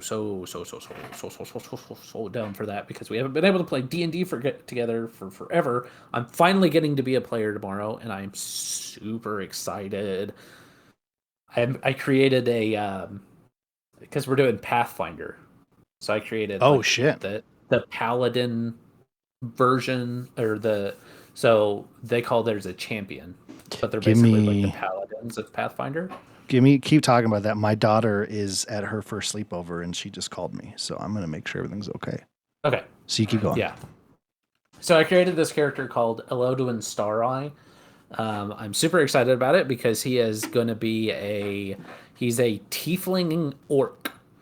So that's going to be pretty fun to play because his whole thing is that he was kind of bred to be this warrior that's part of the campaign's lore. There's like these people that worship the warrior, and he's going to be part of that, and he's going to be a member of a cult where he's like this prophesied figure, but whether the cult is like it's like a real prophecy or it's just something along the way that somebody picked up. And so it's going to be interesting to explore those areas as a character because I don't know a lot. Like I just kind of left it up to the DM. Is this a real thing or is it, just something that somebody made up sometime and they've kind of focused on my character as a figure, or maybe he's one of many, or whatever's going on.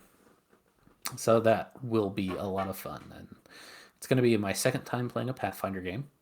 It's going to be my first time in a campaign instead of a one shot, and so I'm excited about it. But yeah, and Brett is still out there, so now I'm just gonna try to fill the time with stuff, I guess. All right, Clear Night, give me something to talk about. If you're listening. Yeah, the Goblin Village. So there's in Baldur's Gate 3, there's a part where you can come up tap dancing. Clear Knight says I should talk about tap dancing.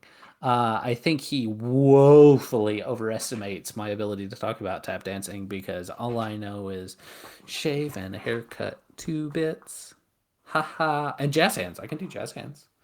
For those of you who are listening to this on audio, I'm doing jazz hands. Don't know how much effort that's going to be. But yeah, Baldur's Gate. So Baldur's Gate, I played as a wizard to start out with. Great visual bit. Clear Knight says it was a great visual bit.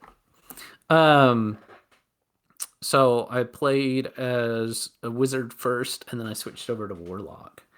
I'm really excited about what Baldur's Gate is doing. Also, yeah, because this is going to be the tangential part of the show where I just like, as I'm talking, I'm just going to do a stream of consciousness kind of thing. So I like that Baldur's Gate is coming out. Also, we have Dark Alliance, which is coming out, I think, the 20th of this month. It comes out in the later part of the month.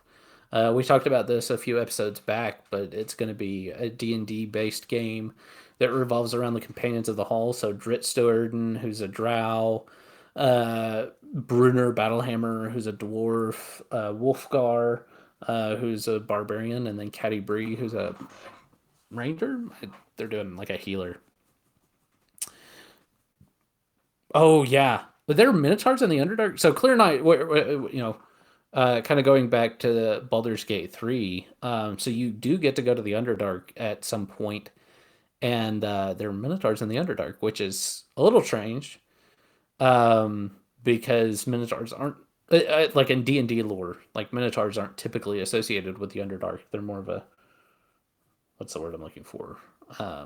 Terrestrial species. Like when I think of the Underdark, I mostly think of like illithids and bugbears and things like that, not minotaurs. Although I suppose it would make sense for a minotaur because like the labyrinth. Yeah, like no maze. Yeah. I guess because the Underdark is kind of maze-like and labyrinthine. Maybe that's why they were thinking Minotaurs.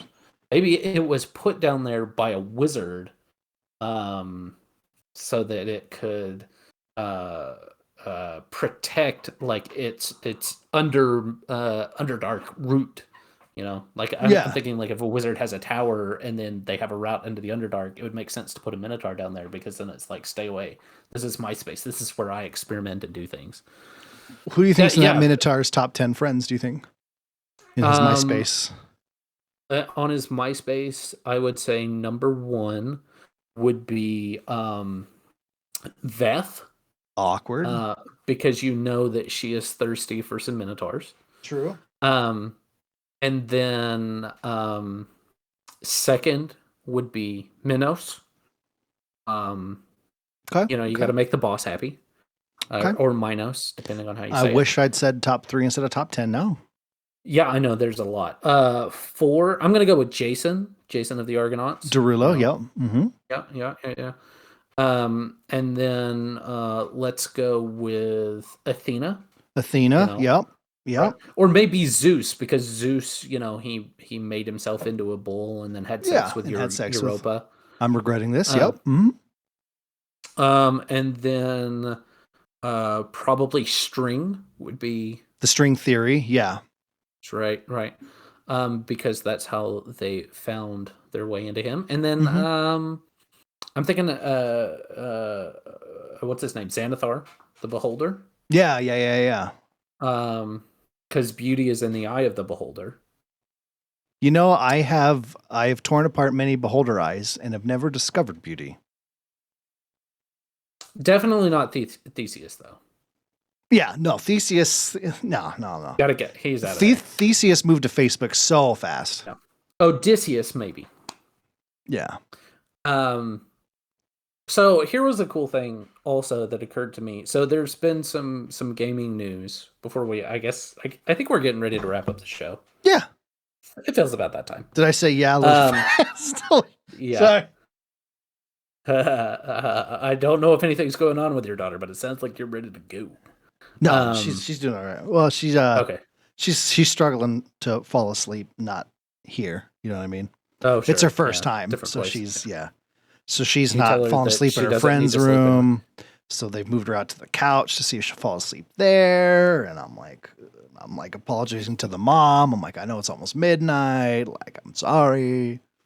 Well, see, you should just tell your daughter if she doesn't fall asleep, then it's the perfect opportunity to pull pranks on her friends. See, and I tried to tell her that, but she was like too busy. She was bawling her eyes out, you know, and I felt bad, you know.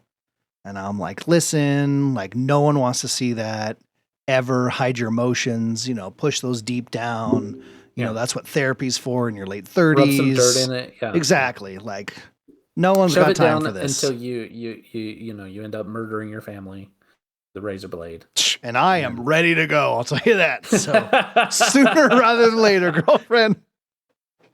What'd you have? Minotaurs may not be a fan of Phoenix, but I am, because that game is really good. What's your news?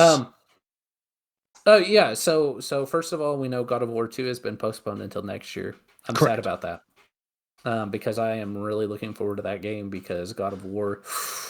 But if we've learned anything about certain games that start with Psy and end with Perpunk, let a game take longer, right? I know it was buggy and Russell. But I loved Cyberpunk. I loved that game. I made a good point. So you don't need to. No, Russell. It was funny. Sorry. And then so that's a little sad, but then they announced, what was it that they announced? They announced a game was coming out this year. Who announced? What it was? Sony. Oh, Sony announced. I will see if I can find out. Anyway, and then Dark Horse. Dark Horse is starting to publish their own games. So they're starting up a game studio to bring some of their comic book lines to. Oh yeah, it was Forbidden West. Oh, the next Horizon Zero Dawn, Horizon game. Yeah, that's supposed to come out this year. Okay. So here's the thing. I've played Horizon Zero Dawn. I wasn't super impressed. What? Like, okay. I couldn't get into it. What's there to not get into? I didn't like I think it was mostly the combat that I was having. The best part you didn't like? I mean, I don't know. It was good. okay. Good. It just, well, and you know, it may have been that. It just felt boring to me. It was very tool dependent, which I dug. I can see that. Some people aren't into the, like, depending on what you're fighting, I have to have a very particular set of skills. And that's, and maybe that was it. You know, but I mean, that was fine. I don't know. There was just something about it that felt archaic. Anyway, like it. I think it's like it's to be because wrong. Weird.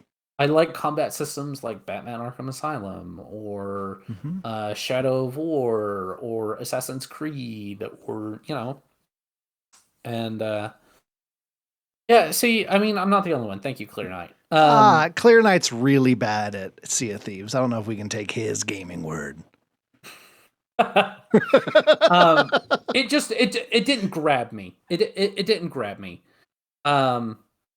So I just couldn't get into it. I played it a long time after, but Forbidden West, it looks interesting.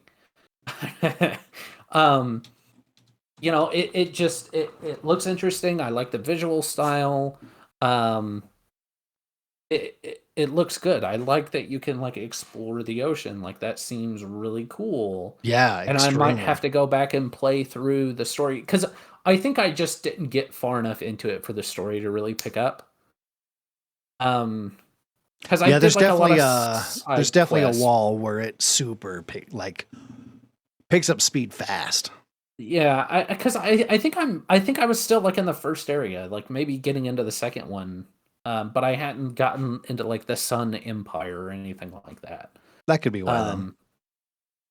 So that probably, it just didn't grab me in that time. So I'm like, but Forbidden West looks good, and that's supposed to come out this year. The other thing was Dark Horse. So Dark Horse, who has like Hellboy, and they have this whole plethora of licenses that they can pull from to make games, that is exciting to me. Like, I'm excited to see what their first game is going to be, and see where they're going to go and what they're going to do. Because the cool thing is they don't have to pay money to get these licenses because they already own the licenses. Yeah, so theirs. They can just be able to make a game out of it, and that's going to be really cool. I hope Disney learns from this, because I think, and I mean, they've opened up Lucasfilms. They've opened not Lucasfilms, LucasArts. LucasArts, yeah. They've opened back up LucasArts. They're doing an Indiana Jones game. Stop licensing out their stuff, because, and especially to predatory publishing companies like EA that are just looking to make a buck and not make a good game. Yep. You know, they put out something that they know that they can make money off of, and they don't really have any passion behind it. You know, I mean, and the one that they did have passion behind, it wasn't even done by them. They hired another development studio. It came in under their license and then made the game. Jedi Fallen Order. Fantastic game. Not made by EA, and thank goodness, because EA has done a trash job. They've just been pumping out these Battlefront games, which have been done. Respawn. Thank you, Clear Knight. Yeah. So I'm hoping that Dark Horse is able to do something with that, because if they can get people that are passionate about these games, I'm excited to see that. Oh, also, absolutely. I was watching some videos today. Sorry, you might as well just call this episode I Digress, or We Digress. I'm going to lay down. Did you ever play Legacy of Kain? No. Tell me about it. Okay, so Legacy of Kain was this. I'm going to podcast like this from now on. This is nice. That looks really comfortable. Legacy of Kain was this amazing series. Uh, so it started with Blood Omen, and then there was a series of games: Blood Omen, Blood Omen 2, and then Legacy of Kain, which was Soul Reaver, Soul Reaver 2. Um, so there are 4 games under this IP, and you play the first game, Blood Omen. You play as this guy named Kain, and he gets killed by some bandits at the very beginning, and then he is immediately raised as a vampire. So Jesus. the whole game you're playing as this vampire, and the story is so convoluted but so awesome. They built this intense lore into this world. So basically you're going and you're killing these pillars of Nosgoth, which are these people that kind of uphold um it's kind of like a time continuity. There's this whole mess with time and going back in time and going back through. The end of the game, it comes and you find out that you're actually the last pillar and you're supposed to kill yourself. And Kane is like, screw that. So he doesn't kill himself. So then you enter into this timeline where vampires have taken over the world and killed almost everybody else. And you play as, gosh, I can't remember what this whole Reaver's name is off the top of my head. How do they feed if everything's dead? That's the thing. Like they're still. So what happens is this vampire Clear Knight's probably going to throw in here what the guy's name is here in a minute, because apparently he's played these games before. So he, like, the vampires, they start to evolve. And this Raziel, that's what his name is. Raziel starts to. He's the first one to start to evolve, and he evolves wings. So Kane, at the very beginning of Soul Reaver, is like walking around him and is like, cool, cool. And then he rips his wings off. Jeez. And throws him. So, like, water is poisonous to vampires. It's like acid. So he rips off his wings and then he throws him into, like, this bottomless pit full of water. Good. And solid. So for like 1,000 years, Raziel sinks through this water, being eaten alive by the water. So like his jaw is gone. He's just this emaciated corpse, but he is immortal, so he cannot die. And so then he gets raised by like this elder god, and the whole game as he's going through, he's killing off his brothers who have now evolved. And then in the second one, so there's like in the second one, you're playing as Cain, who is like the father of vampires, and you're playing as Raziel. And Raziel is going, like, his whole thing is he goes between like the soul world and the terrestrial world. So you're constantly like changing dimensions. Oh, that's really cool. So yeah, and like there's all this puzzle. It's kind of like a Zelda puzzle solver kind of thing. So you go through like all these environments that have all these really intense puzzles, but you're playing as like this vampire, and this guy Raziel, he feeds on souls, so he'll like open his. He has like this cape that he wears around his jaw, and he like opens it and he sucks people's souls in, and that's how he heals up. Oh my god! This game was so freaking When cool. did this game come out? Years ago. I mean, it's like 2000. It was somewhere between 2000 and 2010. It was that decade. That's crazy. Yeah, it is one of the coolest games I've ever played. And then in the second one, you're going back and forth, like they're in 2 different time periods, because you're playing as Cain, you're playing as Raziel. And they're both going towards these separate goals, and you're playing in 2 different times.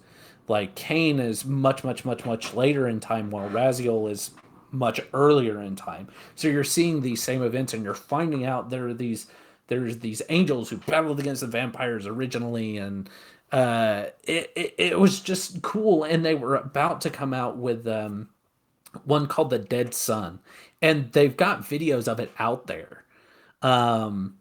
That I wish they would do this game again. I think it was on the PS2, Clear Knight. Pretty sure, at least. Dude, PS2 was on the PS2. Such a great era. Like, some groundbreaking games came out on PS2. Yeah, yeah. And the Dead Sun looked so cool because you could like grow wings and like fly around. just like straight up just fly. Um, and like you could feast on people and you could like grow blades out of your arms and you're this vampire and you're like evolving and changing as you're eating different people and stuff like that and unlocking like the skill tree. I wish they had come out with this game. I wish they would come out with another Legacy of Kain uh game because it was just so cool. Sorry, I was watching a video of that today and I was thinking about it and No, we're that's not all bringing it because up it's a game I didn't know about, here. and Yeah. it sounds like PS2 era. Like, if it's something that someone's super passionate about in the PS2 era, I want to check it out because that was like so many games that we still play today like started PS2 era because it was like developers were super passionate. I mean, And the obviously developers voice, still are, but oh my god, PS2 was great. the voice acting. Oh, I'll go back every once in a while and I'll watch like the cutscenes, and the voice acting was so so good. Um, I've never played Shadows Awakening Clear Night. I'm not too familiar with that one. I'll have to look back at it. Um, but the voice acting in Legacy of Kain was just go back, look it up, look up the videos on it because just listening to Razgil's voice, it just it's so good, so good. Um, but yeah, I was thinking about that today because I was like, man, I like I want to replay the game, but it's so hard to find. Like, because I want to go back and I want to play Blood Omens and then Legacy of Kain, Soul Reaver 2, and then Blood Omens 2, which Blood Omens 2 wasn't as good, but it's kind of like this industrial. It takes place in an alternate timeline. Anyway, that was it. Sorry, that was my digression talking about Soul Reaver. No, I have it pulled up right now. I'm looking, so thank you. The art style is just cool. It's just a well done game. Also, it was the director was the same lady who did the Uncharted series, and something. I think I remember watching you play this once. I think the last time I played it was in Vegas. Maybe not. It was before we moved to Colorado. Oh no, you played a game, Kyle. I remember seeing this. I remember seeing this before, actually. I think Maybe you guys might have had Soul Reaver. No, because I would have played it. I've never played it. Huh. It looks really cool, though. Yeah, I found a picture of him pulling his jaw out and devouring souls. That's badass. Yeah, I mean, it's so cool. And then as you play as Kain, you can like drain people from a distance. So he'll just like hold his hand out, and you see the blood start pouring from them and into your hand and then into your mouth. It's so cool. It's so awesome. Like, and like as Kain, you can like turn into mist and like through gates and stuff like that. And it was a solid game. Solid game. Hell yeah, man. What else is solid? That'll be my story time. Let's do our emails. Hey, we actually have a couple emails, Russ. That was so delayed. What was going on there? Was it super delayed? Well, it just you stared at me for like a good solid 5 seconds before it actually played. Oh yeah, because I wanted it to be awkward like that.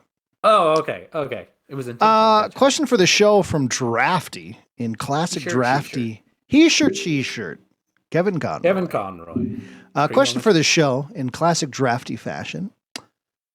What is it?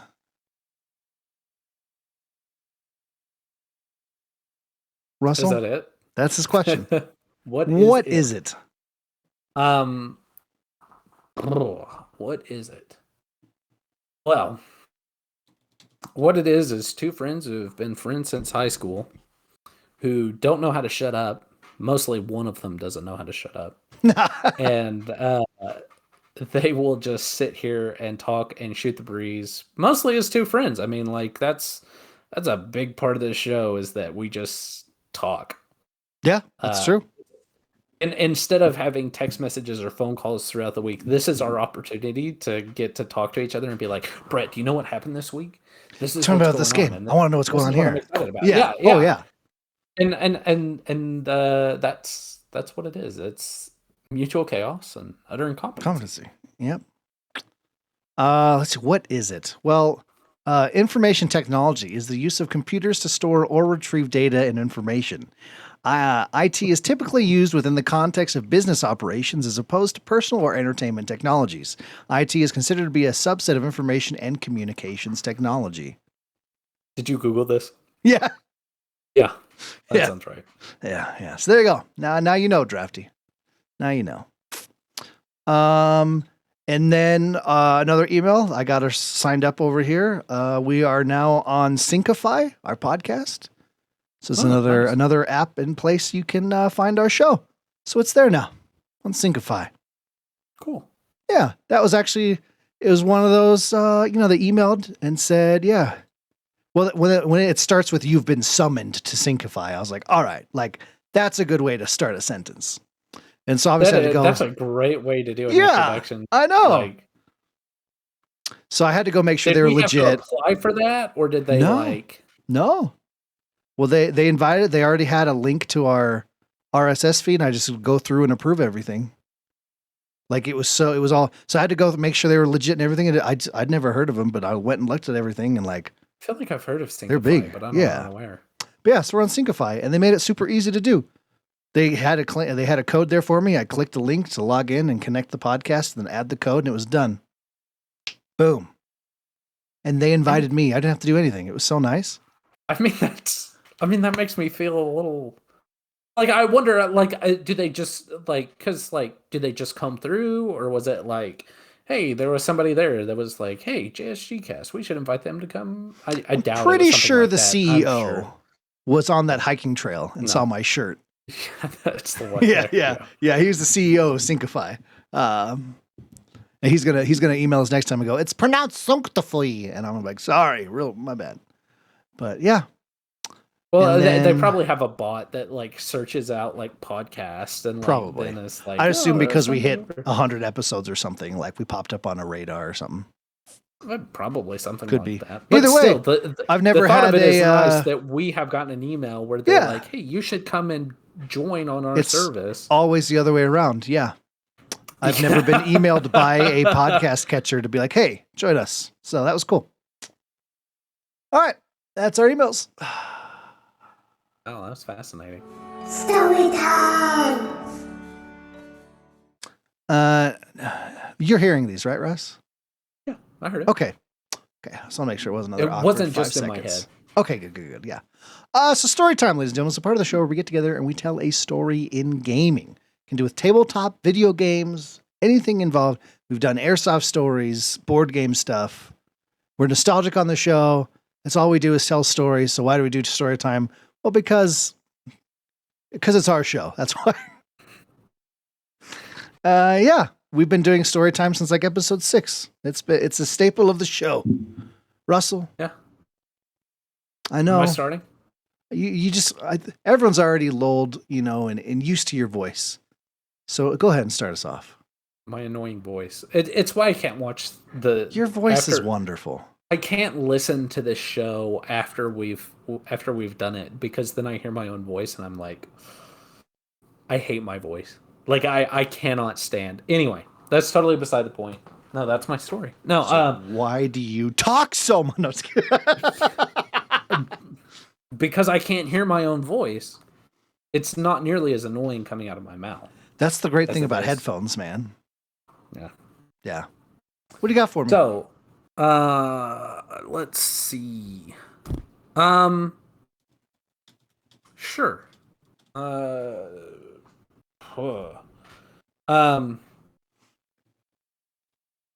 Something. Good. You know what? Good content. I'm gonna, there was a game, and it was called Zelda Twilight Princess. Okay. And it was really, I think I had played like the old Game Boy version. Like I had played Zelda is it? Awakening. Zelda. Someone with a mountain with a big egg on it. Zelda. It's a real thing. Yeah, I know. We've had this talk, but I don't remember. I know. We've had this exact conversation. Yeah. Something Awakening. Dream Waker's Awakening or Dream Wind Waker. Wind Waker? Windwalker? No, that's a different one. Link's Awakening? Anyway. Link's Awakening, thank you. Zelda Link's Awakening. So Zelda Twilight Princess was the first one that I had played since Zelda Link's Awakening. I had never actually played Zelda Ocarina of Time. I had watched a lot of people play it. Like, I had a really good friend of mine. She had an N64, and like I always begged her, like, play Ocarina of Time, play it. It's so good. I want to see it. I didn't play it until I was much older. I got a GameCube specifically so that I could play that game. Anyway, point is, Zelda Twilight Princess. So I just remember spending hours playing Twilight Princess, and it was like, to my mind, it was like the best game ever. Like I remember rolling up to, like, there's this one like western town, right? It's kind of a westerny feeling town. It's like this abandoned ghost town. So you roll up into it, and there's just goblins. Boom, boom, boom, boom, boom, boom, boom, just all over the place. And the whole point is, like, you're supposed to walk in there and just like.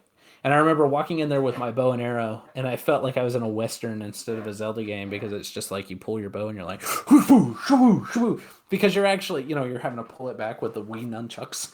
Oh, yeah. You're like, shroom, shroom, shroom, shroom. And it just felt so cool, because you're like, boom, boom, boom, boom, boom, and you take out all the goblins. And then it's got like that, because you pull up and it's got that. It's got that showdown. That was good. Thank you. I practiced that one a lot. That was really good. I practice it a lot. And then and then like you're actually you get to swing the because you got the nunchucks, so you're like swinging because it swings in the direction that you swing the nunchuck. That wasn't as good. Nunchucks are faster. Okay, well, try again. There we go. I wish those who are listening on audio could get the full range. There's a lot of nunchuck movements. So a lot of movements. Yeah. Up and down off camera movements. But like, especially like there are certain times where you're battling people and you're actually like having to swing around their sword or in this direction to hit them or in this direction. And I just remember sitting, like, that was one of my best memories, just kind of like chilling back in a beanbag chair in front of our big screen TV, playing Zelda Twilight Princess, and swinging the nunchucks around and doing all the different moves, and feeling like I was actually Link running through, cutting people up. Hell yeah! And shooting people with bows and arrows. I liked it. And those are always good times, man. Yeah. Yeah. Yeah. Yeah. Yeah. Yeah. Yeah. Yeah. Okay, tell your story. Okay. You got one? Yeah, I do. I haven't told a Warzone story in a long time. It was I don't get a lot of cool moments, right? I'm really bad at Warzone. That's why I host tournaments and don't play in them. True story. I did actually make $5 in a Warzone tournament, like playing a couple weeks ago. That was pretty cool. Thank you. Yes. Yes, jolly good. Yes. Okay. But yes, I was playing. It a pity 5? Was that no? Like, No, we got. I think we got we'll second. I think we got second place. Okay. So there was different divisions. So there's 28 divisions, and put it in perspective. So there's 28 skill-based divisions, and we were in division 25. Okay. Yeah. So we weren't the bottom. We weren't the bottom. That's all that matters. We weren't in the if I signed up and it put us in the bottom division, I'd have been like, you know what? Maybe I should just uninstall the game. Anyway, yeah, so we're playing Warzone, right? What they didn't tell And- you is there was no 25. It was just 24 of them. Yeah, the other ones were just there to make us feel better. Yeah. Well, if they're going to do that, they could have put 50 divisions. So we felt really good. But yeah, so I'm playing Warzone, right? And there's the executions, which you don't get to do a whole lot in game because everyone's hyper focused and have all UAVs and, heartbeat monitors and all this stuff all the time, right? So half our group is alive and 2 of us are in the gulag. We both win our gulag so we can spawn back in. And there's a loadout sitting on the ground. And the 2 of us that are alive are pushing towards the loadout as we're just going to drop in. There's a few other boxes there, which means there's other teams there. We're like, F it. This is the only chance we have. If we drop on this fast, we can go. So as we're about to hit these boxes, gunfire starts coming in as another squad pushes up. And we're like, oh, crap. And I'm like, all right, this is one of those moments where if it works, I can tell this story on the podcast. Okay. If it doesn't work, it's just a regular moment I've had in Warzone. Right. So I zip around because this guy's in combat shooting. There's grenades going off. I'm like, maybe he won't hear my parachute. And so I land directly behind him. And I'm like, oh my God, it's going to work. And I run up at everyone else is in these huge gunfights. And I grab him. And my guy does his execute. I've got this police baton that extends out, like take the legs out from under him and like knock him out on the way down and then like stab into his chest as he hits the ground, snap his neck. And I'm like, hell yeah. And stand up and just shoot the next guy with a pistol as someone else on my team who did most of the work. I stole their kill. I had an actual rifle, shot the guy, broke his armor, and then I did the last couple shots, Yeah. But it still felt good in that momentum, right? And the last guy was hiding on these rocks and it downed one of our guys. And I run over and I start beating the guy I'd shot to death. So he was just totally gone. So I could pick up his gun and I jump behind this rock and find the guy that no one can find and pop up and kill him. And it's boom, squad wipe. And we win and get our stuff and push forward. And it was just like a really cool series of events. Parachuting out of the sky after winning your gulag, executing one, pistoling another one in the face, stealing his gun and killing his own friend with it. It felt glorious. The whole time you were telling that story, I was expecting you to get to the climax and then get shot and killed. That's how most of my stories go. Ends with, this is going to be so cool, and I'm about to do the thing, and boom, I get headshot. I stepped on a landmine. Yeah, something crazy like that. Oh, it happens all the time, dude. Like, I'll get a cool snipe on someone, and as I'm celebrating, I get shot in the face, and I'm like, I did. Oh, all right, never mind. I'm dead. Sorry, guys. See, and that's why I can't play those battle arenas. I would not be a happy camper. Yeah, that's why I only play them like once every couple of weeks. Right. You just like to watch other people play them. Exactly. So you can judge them. I rage as hard as everyone I'm commentating, but I love commentating on people's rage and making them look terrible. Sure. You wouldn't find me doing that. These idiots can't control their feelings. Right. Yeah, but as I play and I'm like, you fucking piece of shit. What the? But yeah, with the in-game comms though, our group has been having a lot of fun, like, because we use in-game voice so we can talk to people when we die. And it's been really good with Rage is we've made it our goal to like, your mother's really proud of you, as we die or something, Oh, that's great. Yeah, no, yeah. I like that. But like we sound pissed off, but through gritted teeth, we're using our rage, but like saying stupidly nice things. Right. But like we're mad, but we're forcing ourselves to be like, yeah. I hope you have a great day. I hope you win this game. Yeah. It's good times. Because everyone else will die, and you fucking cunt and stuff like that. And you're like, okay, whoa. Sorry, buddy. You get down a notch. It's a 12. Sorry I killed you. It's always dudes that sound like they're 50 that are just so angry that you killed them. My brother. Because they probably are 50. It's a first person shooter. You're going to die. It's okay. You load into the next match. It's going to be okay. I was forever put off of those because of one experience I had where people are like, because I had my mic turned off, but I could hear everybody else talking, and they were just trash talking me so bad. Oh yeah, relentlessly. And I was like, it's its own culture, and it's disgusting. It really is. Yeah. Call of Duty has just the worst fan base. It was Call of Duty. Yeah. And I was forever put off. I was like, Overwatch is giving them a run for their money for having the worst community of all time, but Call of Duty is really bad. I haven't played Overwatch in such a long time. Don't. It's terrible. Their community is so toxic, man. You know how it used to be I like. never have the. Well, no, even I guess that's I play on PC a lot, so there's the text chat too. It used to be like, you'd have a person every once in a while that was super mean. And they got to the point where just everyone in every match was just spent the whole time slapping their keyboard or screaming, and you're just like, all right, thanks. When does Overwatch League start? I think it's going on right now. I think it is too. Yeah. All right. Russ. Oh, God. That was a really big build-up to that sneeze. Sorry. Anything else, buddy? You think that's a show? You think we did it? Episode 103? Yeah, no, it just started this week. What? Overwatch League. Oh, okay. I was like, you good for episode 103? And you went, yep, started this week. And I was like, wait, what? I didn't make the jump with you. My bad. Sorry. No, I should. No, I'm sorry. This is the last week. Oh, gotcha. Oh, so it's almost done. The finals Gotcha. are going on next couple of days. Well, I was super tired tonight, so I apologize for that, buddy.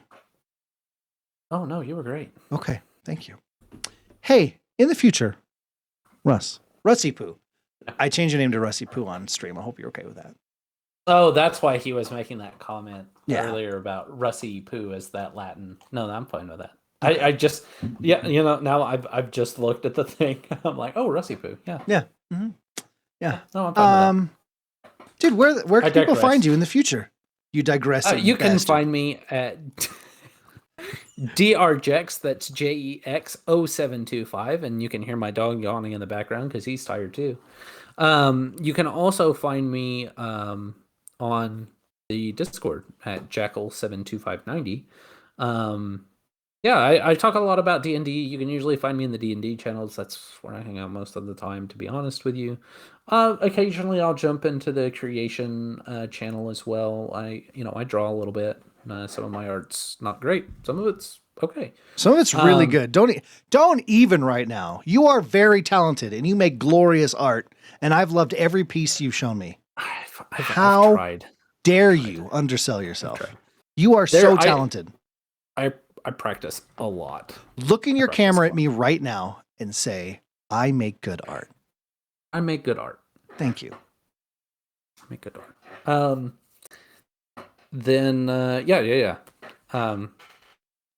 So you can find. Oh, thanks, Clear Knight. You're so nice. You're. Oh, nice but I'm not nice. You're nice too. Thank you. I do try. I do try very, very hard. I'm trying to improve. Anyway, that another digression. That's usually where you can find me. You can find me on JSG Cast. I'm usually in D&D or in the creation section, checking out people's miniatures that they've painted or just stuff that they've done. Yeah. And I'm very active in the D&D channel because I run a game most Sundays. It's kind of here and there because honestly, I'm pretty busy. Last week I helped my mom move from Colorado. Was it last week? It was last week. No, what happened? No. It was the week before because last week my computer was broken. That's right. I helped my mom move from Colorado to Georgia, which she only locked the keys in the car once and only busted one tire on a fire hydrant. I am actually very surprised. It's a win. We actually had a pretty good time. Like, it was a long drive. But it was it was a pretty good time. I'm sorry. That's me. Another digression. Brett, where can people find you? It's stuff going on in your life, man. You're good. Yes, everybody. Thank you for joining us for episode 103 of Just Some Gardens. We do this show. We are live. Twitch.tv/JustSomeGardens. Friday nights at 11:30 p.m. Eastern Time. Come on, feel the noise. I can't remember the rest of that song. Jump in the chat. Converse with us. You heard it. Tonight was a really good episode. We had a lot of really good chat interaction tonight. We involved everyone we could in the show. It was a wonderful time. Stop on by for that. But you should go to JustSomeGuardians.com, where YouTube, Twitch, And our audio feed and everything is linked there, embedded, so to say, on the interwebs. So you should check that out. As for myself, I'm ELMMERFUDD. You can find me on Twitter, Twitch, YouTube, Instagram, TikTok, all those places at ELMMERFUDD Games. Double M, double D. Tomorrow night will be, I believe, it's the 13th Warzone tournament. So come on by and check 15th. that out. 13th. That's a year. Oh, 13th. So that's just over a year? Just over a year. Yeah, we had our year. The last month was our year. It's a glorious time. I will be playing Pathfinder. I'll probably watch it after. Oh yeah, let me know. Text me as you play and tell me what's going on. Okay. I'm serious. I will check it. Okay. Russell. Yes. Take us out. Join us next week on Just Some Guardians for utter incompetency and mutual chaos. Oh yeah. Oh yeah. Did you see that reminds me of that movie on Netflix. What is it? Mitchells versus the Machines? So good. Okay, you did. Oh my dude, it's one of the best animated movies I've seen in a long time. I love that style. It reminded me a lot of Spider-Man Into the Spider-Verse. Yes. Oh my god, it was so good.